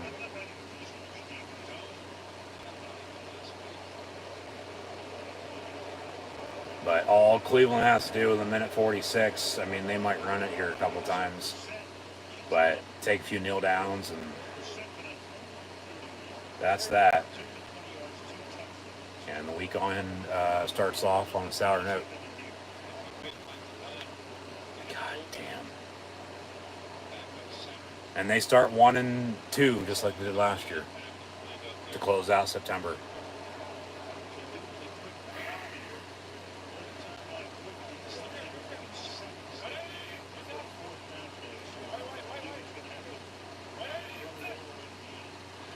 First and 10, handoff. 3-yard run. All right. And that 1-2 start.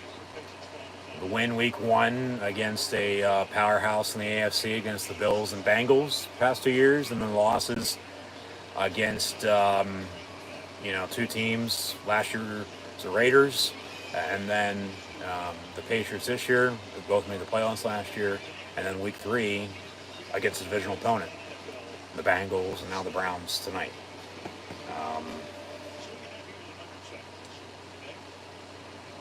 Tomlin's going to have a decision to make with some assistant coaches. I think after tonight's performance, at least play calling wise, Matt Canada is going to keep his job. I don't really think there's any doubt, honestly, he was going to get fired though in season, at least this fucking early. Terrell Austin though could also be getting called out because they can't cover, let alone tackle. They can't stop the fucking run. They can't abandon the run though on offense either. So it's everybody. It's a team effort. You win as a team, you lose as a team. But the change that's going to need to be made is at quarterback. Once again, Mitch hasn't played great. He's played all right. He's played good, but at the end of the day, hasn't been good enough. 23 in an overtime win. Okay, after you gave up, and the defense had to get you to overtime.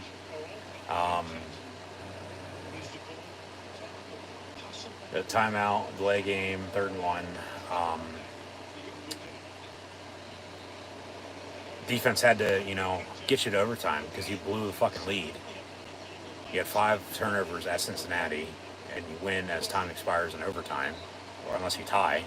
So if you tie that, you're 0-2-1 now, but at least you're 1-2, I guess, because you won that game. You scored 23 points and then 14 and 17 points. 3rd and 1. I mean, even not, Pittsburgh get the ball back with fucking 10 seconds. They do stop Chubb. He might be short, but it should be enough for a first down. There's a 7-second differential between the game clock and play clock. So even so, they'd have to return the fucking punt for a touchdown to win it. So they're going to stop the clock and now bring out the Chang Kang for measurement. But no, yeah, regardless of who's playing quarterback, though, too, like I've said, they got to have a running game to help them out. But they... Trubisky hasn't played great. Hasn't played terribly bad. He's only had 1 turnover. That was last week. But, he hasn't played, good enough. Even though he hasn't played great at the end of the day. And, coming off Roethlisberger, you didn't draft Kenny Pickett to let him fucking sit. Okay? So, I say, because everybody else is going to be hammering for him too, Kenny Pickett starts a week from Sunday at home against the Jets. That's first down. That's your ball game. Under 40 seconds. They don't even have to fucking snap it. The clock's going to run out. Because they'll reset the play clock to 40. And the Browns will defeat the Steelers 23-17. They'll play Atlanta next week. Pittsburgh will host the Jets. These two teams will meet in Week 18, I might add, as well. January 7th, 8th. Could be a Saturday game, probably be a Sunday game, though, before the playoffs begin. So they're going to review it, but, I mean, just tough spot, a lot of frustration. There's just so much fucking potential in it. It just sucks. It stings. As they got to figure something out, unless it's going to get ugly quick.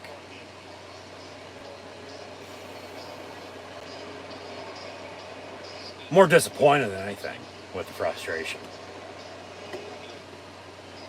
Because they're there, as they've always been. And knowing they're going to be in every game still. You got to do what's best for the team, though, too.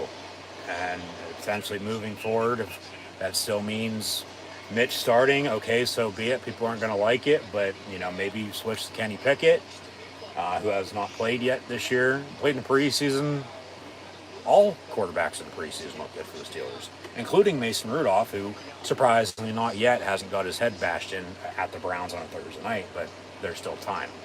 Uh, but yeah, they're reviewing it, and they already measured, signaled first down. You review it, you respot the ball, measure it again. It's going to be the same, if not, an inch shorter. I mean, a spot ball review challenge never gets overturned. So nothing's going to change here, and the game's over. Because they'll reset the play clock, time's going to run out, and Browns will win at 23-17. But, do they flat out bench Mitch and start Kenny? Or does Mitch get the start and then, midway through the opening quarter, probably closer to halftime, come out of the half as well, third quarter, Kenny Pickett gets in, I mean, looking ahead, 1 and 2 start again, defeating the Bengals on the road, and then a home loss, and then a loss again tonight in Week 3. You get the Jets, then you got to go to Buffalo, then you get the Bucks before you go to Miami, and then Philly before the bye week. Looking ahead, as they did a little bit ago. I mean, you lose tonight, you should be 2-2 after next week, but you didn't beat the Browns when the Jets did last week. So take that for what it's worth. That's why, of course, though, you play every game. Ain't side on paper, side on the fucking field. So, I mean, you might be 2-4 going to Miami. You might be 500 coming out of the bye week. You might be also 2-6. You might be anywhere in between. Like, if they don't get a, order in session, like I said, it could get ugly. Short of the line to gain. So call is reversed. That's shocking, because very rarely does this happen. This is 1 in a million. So 10-second runoff, 50 to 40 seconds. Or 4 seconds. 40, not 4. Yeah, they reset that again. Play clock's at 25, so 4th and 1. 4th and inches. So they can get a sneak, go for it, get the first down. Or punt, and then give Pittsburgh some time. But they'd still, once again, have to return the punt for the most part to win it.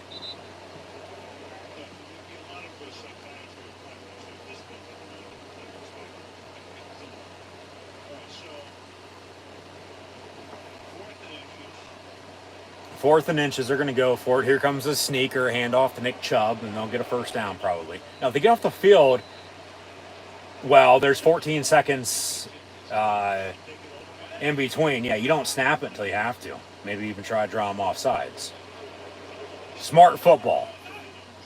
Work smarter, not harder. Don't jump. Whatever you do, don't fucking jump. Because then it just shows you what the hell's going on.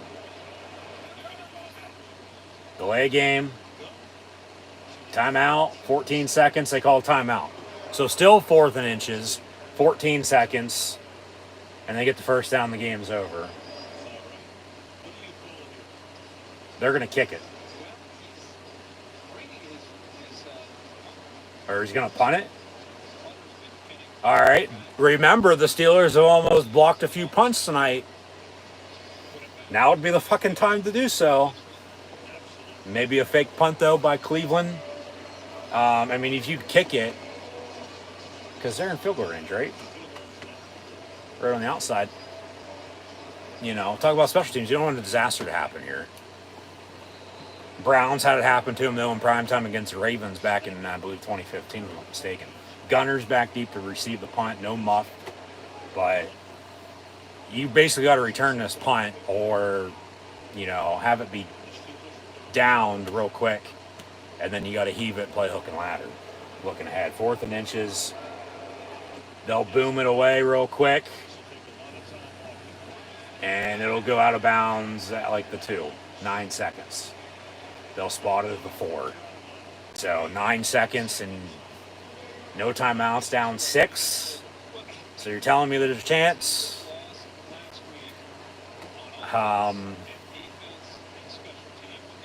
Yeah, they're gonna need a fucking miracle. 96-yard touchdown with 9 seconds. Maybe some 9.69 for Kenny on October the 2nd.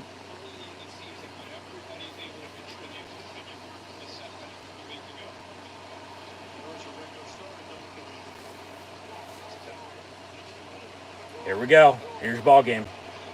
Unless they get the hell out of bounds real quick. Trubisky looking to throw. And they play hook and ladder. 4 seconds and counting. Back to Claypool. You're going the wrong fucking way. Back to the one. Down in the end zone. That's a touchdown. So the Browns already had covered, leading by 6, 23-17 anyway. That should be a touchdown. That'd be a terrible bad beat if not. But it'll be 29-17 in final score if they're going to give them the chance to kick, which they won't because time has expired, and the Browns win at 29-17 over the Steelers tonight on Thursday Night Football as they kick off Week 3. Yeah. Just pathetic. They lose by 12 as they lost by 11 in the playoff game when they were getting blown out, but then they came back. They had a 1-point lead at halftime tonight, 14-13. And then I'm not even going to count the touchdown there at the end. I mean, you can because they will. That's the outcome of 12. They win by 12. But, they gave up, 10 unanswered? Down 23-14, cut it again with a field goal, losing by 6, but then 12. 29-17 is your final score. The Browns beat the Steelers tonight on NFL Thursday Night Football. Pull up some final stats and scores here and then go from there.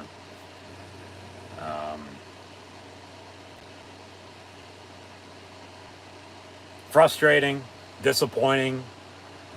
Something needs to change. They got to find a running game, though, regardless of who's playing quarterback. Just tough. And looking ahead, it ain't going to be any easier. So we'll still be here, though, for live watch longer action, so be sure to tune back in. So Brissett going to finish 21-31 for 220 and 2 touchdowns. They did sack him twice after no sacks last week, so they restarted a sack streak, but they still need pressure off the edge. They're missing that without TJ Watt. They gave up 100 yards rushing to Nick Chubb and 100 yards receiving to Amari Cooper. That's 2 consecutive games now they've given up 100 yards in receiving. And Njoku not far behind, 9 for 89 and a touchdown. So that's 2 weeks in a row as well. They've almost given up 2 100-yard receivers. And then Kareem Hunt with 12 carries, 47 yards rushing. Almost, 100-yard rusher for him as well. But Chubb had 100 yards, 113 to be exact on 23 carries. It's also 2 weeks in a row they've almost given up 200-yard rushers. So, yeah, Brissett, 21-31, 220 and 2 touchdowns. They did sack him twice, but it doesn't really matter. They lose by 12. Nick Chubb, 23 for a $113 and a touchdown on the ground. Hunt, 12 of 47. Hunt also had 3 catches, 14 yards over the backfield. But Donald Peoples-Jones only catch for 10 yards. David Njoku, 9 of 89 in the touchdown. But then Amari Cooper had 7 catches, 101 yards receiving, and a score. Mitch did pass for over 200 yards tonight, had 207, 20 of 32. He was sacked once, but no touchdowns. Didn't turn over, thank God, but Trubisky did have a rushing touchdown on a sneak. Najee Harris also had a rushing touchdown as well. He finished 15 carries, 56 yards rushing in the score. Jalen Warren, 4 of 30, but that seemed to be all in the first half. Claypool with an end-around run for 11 yards. Pickens had 3 catches, 39 yards. They targeted him a little bit more, but, all right. Still only finished with 3 catches, 39 yards. Claypool, around the same, 3 of 35. Pat Freiermuth, been wide open all fucking night, for the most part. Blocked extremely well as well. He was targeted 4 times. Okay? Those 4 targets did not come until the last drive. Not the hook and ladder drive, when they went and got the field goal to cut it to 6. He finished with 2 catches for 41 yards. When somebody's open, get them the ball. Plain and simple, all right? Can't ask for much else, but no. We're going to give it to somebody else. I don't know if there's any heat, any bad blood, by any means. I'd hope fucking not. But when, you're trying to establish a running game, it's there, but it's not. It needs to be more balanced and more consistent, just like the play calling. But then your check down to your tight end, you wait until under 5 minutes to play to get him the ball for the first time in the game? No. When he's been there all night and you haven't got him the ball, something's wrong. Something's up. Something needs to change. Okay? I could probably guarantee you somebody else at quarterback might be getting the ball a little bit more, and they'd be putting their college rivalry differences aside.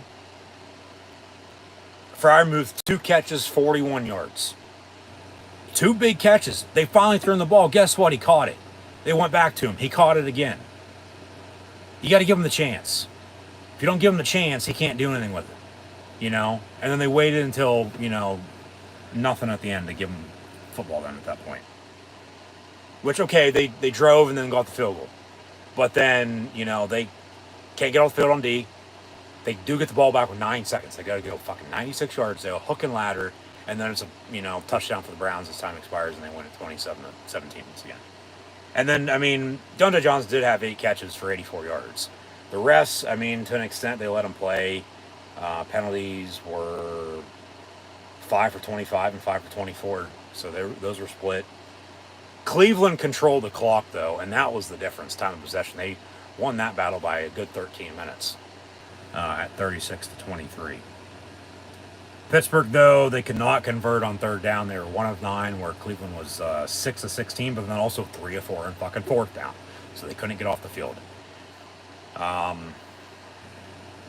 Couldn't stop the run. And, your running game to theirs, doesn't matter if you ran for 100 yards. If they ran for 500 yards, what's the ratio on that? Like, you got a 100-yard rusher and a 50-yard rusher, where you had a 50-yard rusher and a 30-yard rusher. So do the math, okay? They ran the ball over you. You couldn't stop it. And then, you lose by 12. You got beat once again in the second half. You honestly probably deserve to lose. They're in a tough spot, though. And like I said, as frustrating as it is, it's more disappointing than anything because potential is there. They, honestly could be 3-0 right now, but they're 1-2. You lose by 3 last week. We'll say you lose by 6 tonight, even though the 12-point win goes to the Browns at 29-17, excuse me. And then you win by 3. It's close football, down to the wire. We've had how many heart attacks 3 weeks in watching Pittsburgh Steelers football, and more to come by the end of the year. It's just the way it is. It is what it is at the end of the day. The standard's still a standard. They got to find a way out of their hole they're in, though. End of story. And there's not much else to be said. So I'll, keep it short and sweet at that. It's late. Tough loss, frustrating, disappointing. Because when you lose, you say little. When you win, you say less. Well, they're 1-2. They're in a tough spot. And they got to, find a way out of it. Like I said, I'm not going to be shocked if change is made at coordinators. Because as much as Matt Canada, with heat that's been on him, Terrell Austin deserves the same because defensively they can't stop the fucking run. They can't cover. They can't tackle. The play calling was a little bit better tonight, but, to an extent they waited a little too long to do some stuff.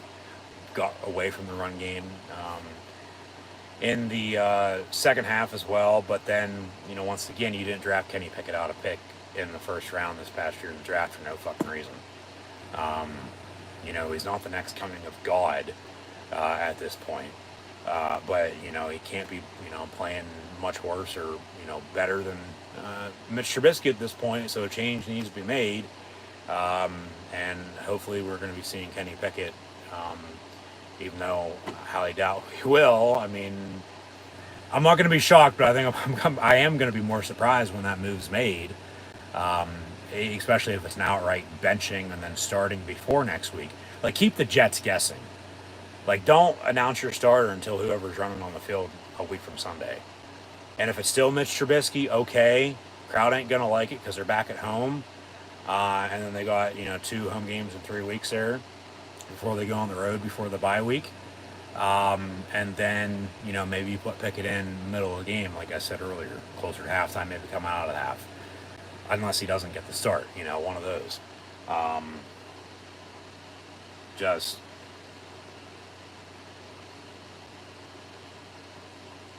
you win as a team, you lose as a team. You live and die together too. So they're not necessarily in hell yet, but probably close to it. Like they're on the bottom half of purgatory, and they're going down. Because like with Mitch, as much as I don't want to say that was a little tough to say, to be honest with you. I'm taking the time to think about it before I said it. Think before you speak, folks.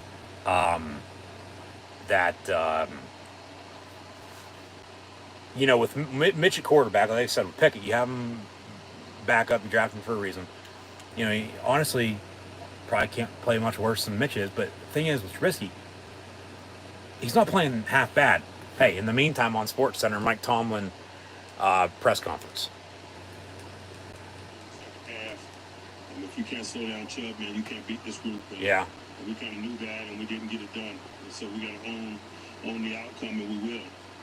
Own the outcome, and they will. There's not a lot really to talk about. We got to look at this tape and learn and get better. There's not much on the tape to watch. You got beat. No significant injuries other than Witherspoon. Yeah, they got out unscathed, thank God. Next time we get together. Questions? What do we got for questions? I wasn't looking to be encouraged. I was looking to win the game. And so, yeah. I would expect us to get better in all phases. And so I don't know if I share that perspective. All right. You can't hear the questions, but you can hear his answer. I did not. Did not. I don't know about what, though. I thought they controlled the game, man. They did control the game. They had the ball 13 more minutes than the Steelers did. Couldn't stop the run. No, they made the plays. They did make the plays when you didn't. I mean, he's not wrong. At least they know.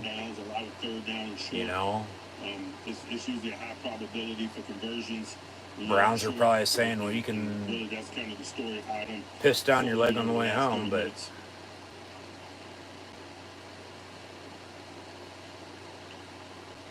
I'm not in that mindset. I'm interested in reviewing this tape and mindset probably about a quarterback change. That was probably the question. So the answer to that question is definitively no. Definitively no. All right. Which, well, said we knew. We all collectively came up short, and so they did. That's how we measure performance, man. Something needs to change, though. That's the thing. But I mean, if 3 weeks ain't a good enough time to give you a chance, I mean, honestly, I don't know what is. He was running through arm tackles and things of that nature, getting yards after contact. Yeah. Wasn't good enough. All right. So that's Tomlin's press conference on SportsCenter. We'll see what else has to say. I don't even know what I said before. Caught that. But if you want to fill me in the comments, let me know so I can get back on track if anybody is and still, in fact, watching. Thank you for watching tonight. Be sure to like, follow, and subscribe to social media links in the description below once again. But no, at the end of the day, even though they probably won't, like I said, I won't be shocked, but I'll be surprised though too if the change is made, because change does need to be made. But like I said, you win as a team, you lose as a team, you live and die together. But I think where I was going with that for the most part before I caught that, I'm glad I did. Because I do watch them afterwards. Normally, though, unless prime time, then ES Sports Center on, which I have because I had ESPN on for the college football game earlier. Just didn't change it yet. They don't show on Amazon, CBS, Fox, NBC, ESPN. 9 times out of 10, the post-game press conference, right after the game, you got to get to the next show. But if they don't get this under control, basically, is where I was going to go with it. They might have a sinking ship on their hands. I mean, if 2 losses ain't fucking 2 holes, I don't know what is. Like I said, though, too, at least they won week 1. They're 1-2 now after 2 consecutive losses on a short week. They get this weekend off. They'll get the Jets a week from Sunday. We'll see who's playing quarterback. I'll have live watch long reactions on, so be sure to tune in. But just frustrating, disappointing to say the least. They could be 0-2-1 because they could have tied the Bengals because that game-winning field goal was right as time expired in overtime. So if you missed it, they tied. And they lost last week on Sunday, just the other day, and then they lost tonight. As a recap on the post-game show on Amazon, as we're doing the same thing live here on YouTube. So once again, thanks for tuning in and watching. But honestly, there's not much else to be said. There isn't. So I'll leave it at that. Of course, let me know in the comments below your thoughts and opinions as well from tonight's game and to this point in the season for the Pittsburgh Steelers. But yeah, I'll leave it at that. Like I said, there's not much else to be said. So hopefully everybody enjoys their weekend. Once again, thanks for tuning in and watching. Hopefully we'll tune back in live here on YouTube on Saturday at noon for college football. Central Michigan, Penn State. I've watched long reactions. And then some NFL football on Sunday as well. Week 4 next week. We'll have the Dolphins and Bengals on Thursday Night Football. And then we'll get into October, which, hell, football just started, right? A couple weeks ago. We're already a month in. But, yeah, I'll leave it at that. So, tough one. Like I said, hopefully everybody enjoys their weekend, but a sour start to the weekend with a Steeler loss. And, we'll see what the critics say. They're not going to care. They're going to do what they want. And rightfully so, because they can. But they got to find, once again, with whoever's playing quarterback, they got to find a running game. They got to stop the run. Start there. Okay? Then if you're still in the spot, if you don't make the change now, then you definitely got to make the change. But at the same point in time, like I said, for Kenny Pickett, okay, you got the Jets, and then you got a tough 4-game stretch with how teams are playing that you're facing before the bye week. Because if not now, when? After the bye week? Middle of fucking November when the season's over at that point? Even though the season's, won in November and December, well, if it ain't won then, it sure as hell could be lost in September and October. All right? I know that might sound cliche, and along with everything else I fucking say, but it's true to a T. All right? They need to dot their I's and cross their T's and get their head out of their ass if they want to win some football games this year. Unless Tomlin's going to have a losing season and, they won't make the playoffs. So, we'll see who's starting at quarterback Sunday, October the 2nd, against the New York Jets at home from Heinz Field, or Ackershire, or whatever the fuck it's called, stadium now. Might as well call it Three Rivers. It's still Heinz Field, though. Yeah, if not then, when? Because you go to Buffalo, you get Tampa Bay, you go to Miami and Philly, then a bye week? No, coming out of the bye, you get the Saints. Then the Bengals again on a Sunday night before Thanksgiving. And then you go to Indy on a Monday after Thanksgiving. And then you're into December, okay? and then you'll play the Browns week 18. They play the Falcons next week. The Steelers play the Jets. But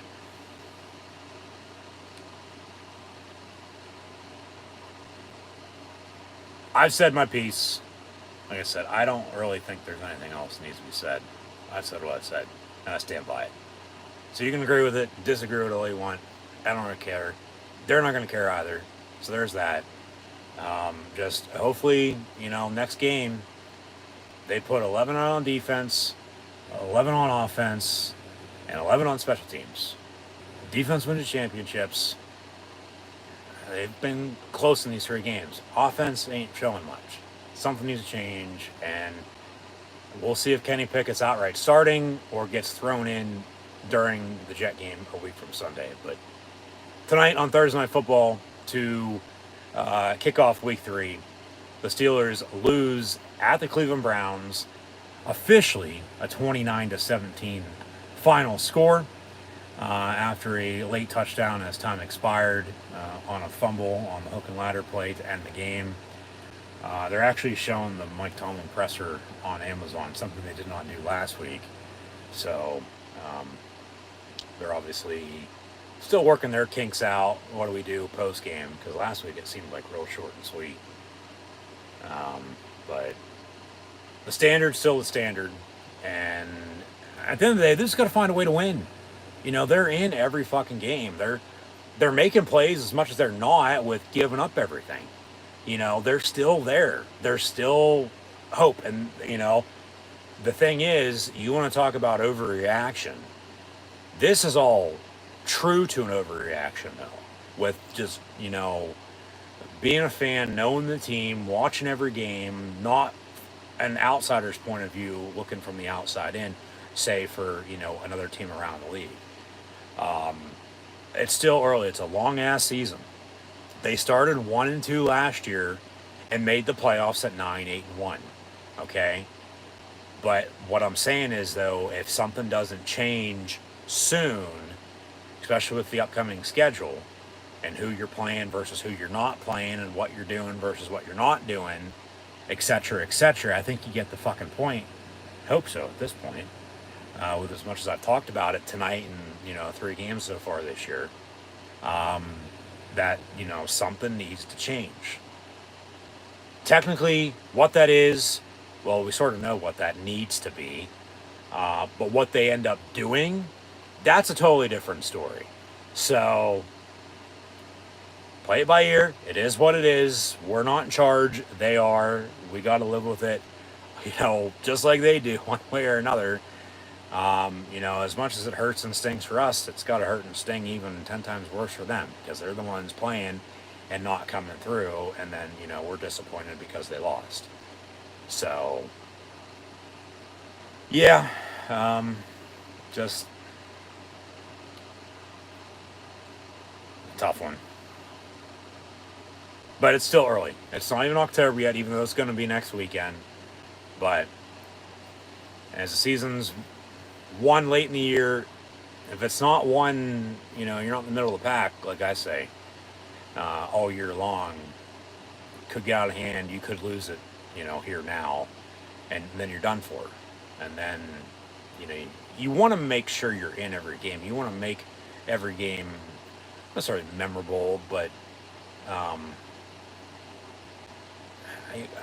don't know what word to use there. They just got to make sure, manageable, I guess, would be right. To an extent, there's probably another word I'm not thinking of, but it really doesn't matter. You win, you lose. It just sucks when you lose. It does. It controls your fucking mood. I think anybody in the sports world that has played it, currently plays it, fan bases that have, watched for years or are learning as they go, it just sucks. Because when you win, there's crickets. When you lose, hell's on fire. And like I said, they're not there yet, but they're close to it if they keep it up. But at the same point in time, they might go on fucking shock, whoever and get a big upset win. And like they went to Buffalo week 1 last year and won. They go to Buffalo in 2 weeks. Why not again? Why not against the best team in the league, And then, oh shit, we forgot about the Steelers, one of those. So yeah, like they're sitting at 1-2 right now. You think about it, they beat the Jets, okay? Say they do, give or take. Okay, they're 2-2, but then they lose their next 4 before the bye. 2-6. Really hot in Pittsburgh. Tomlin wouldn't get fired. They'd make a change at coordinators. And then if they, to that point, hadn't made a quarterback switch, make it then. But even at the same point in time, nobody's thought about this. Because I know they don't want to. Okay, you're 1-2 now. Trubisky ain't playing that bad, but he ain't playing great either. Everybody's thinking Pickett's going to get thrown in. And he's going to, be a star. He's going to be, the next coming. Even though damn well he's not going to be. He still could give them good enough, if not better, chance to win, no doubt about it, rightfully so. That's what, if he's playing better, so be it. Let him play. Play your best players. But then, what if he gets thrown in, and then it's the same shit? He starts sucking it up. Then they're in deep shit.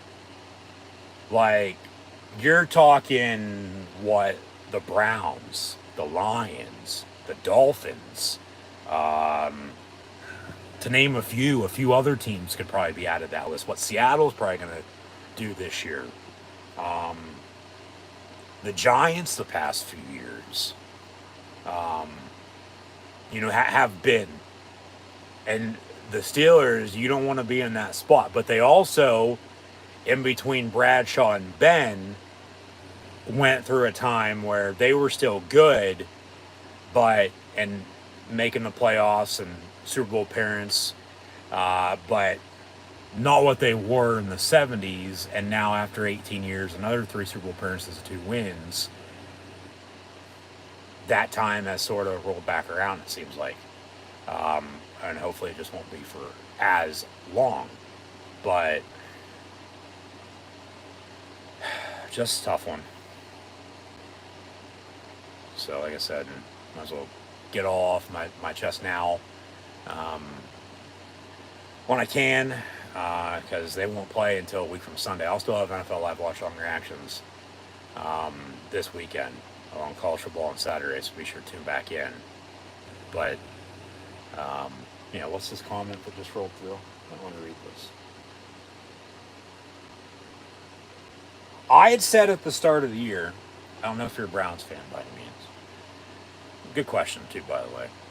Gives me another segue to keep talking for a little bit here. Drown the sorrows. That, and I said it earlier tonight, too. I don't know how long you've been watching. But with Watson now as their quarterback, Bengals, of course, coming off Super Bowl appearance, winning the division last year. Steelers, for the most part, own the division the past 18 years since he's been there. Time or two, as have the Ravens, went and won a Super Bowl as well a decade ago. It's been almost a decade and a half since Pittsburgh went and won a Super Bowl. Let alone been in one. Because they went to 3 Super Bowls in 6 years and then won 2 in 4 years. Because they lost in 45 when they won in 40 and 43. But with getting Deshaun Watson, yes, gives them, best chance to win. With all the change at quarterback in the division. Burrow's still there, but how good Cincinnati going to be with their own 2 right now? The Browns, technically, Thursday night game with the win, 2-1. They're top of the North as I speak. But everybody else plays this weekend. So there's that. But Watson, 11-game suspension, ain't coming back till early December. But Jacoby Brissett hasn't looked bad, at this point. He's gotten the Browns a 2-1 start. So they're going to come down to the decision of, well, if they're in a, good spot, Watson's coming back. I can already see the story. I can already see the headline. People talking about it. So count me in talking about it after the Browns beat the Steelers on a Thursday night, late September. That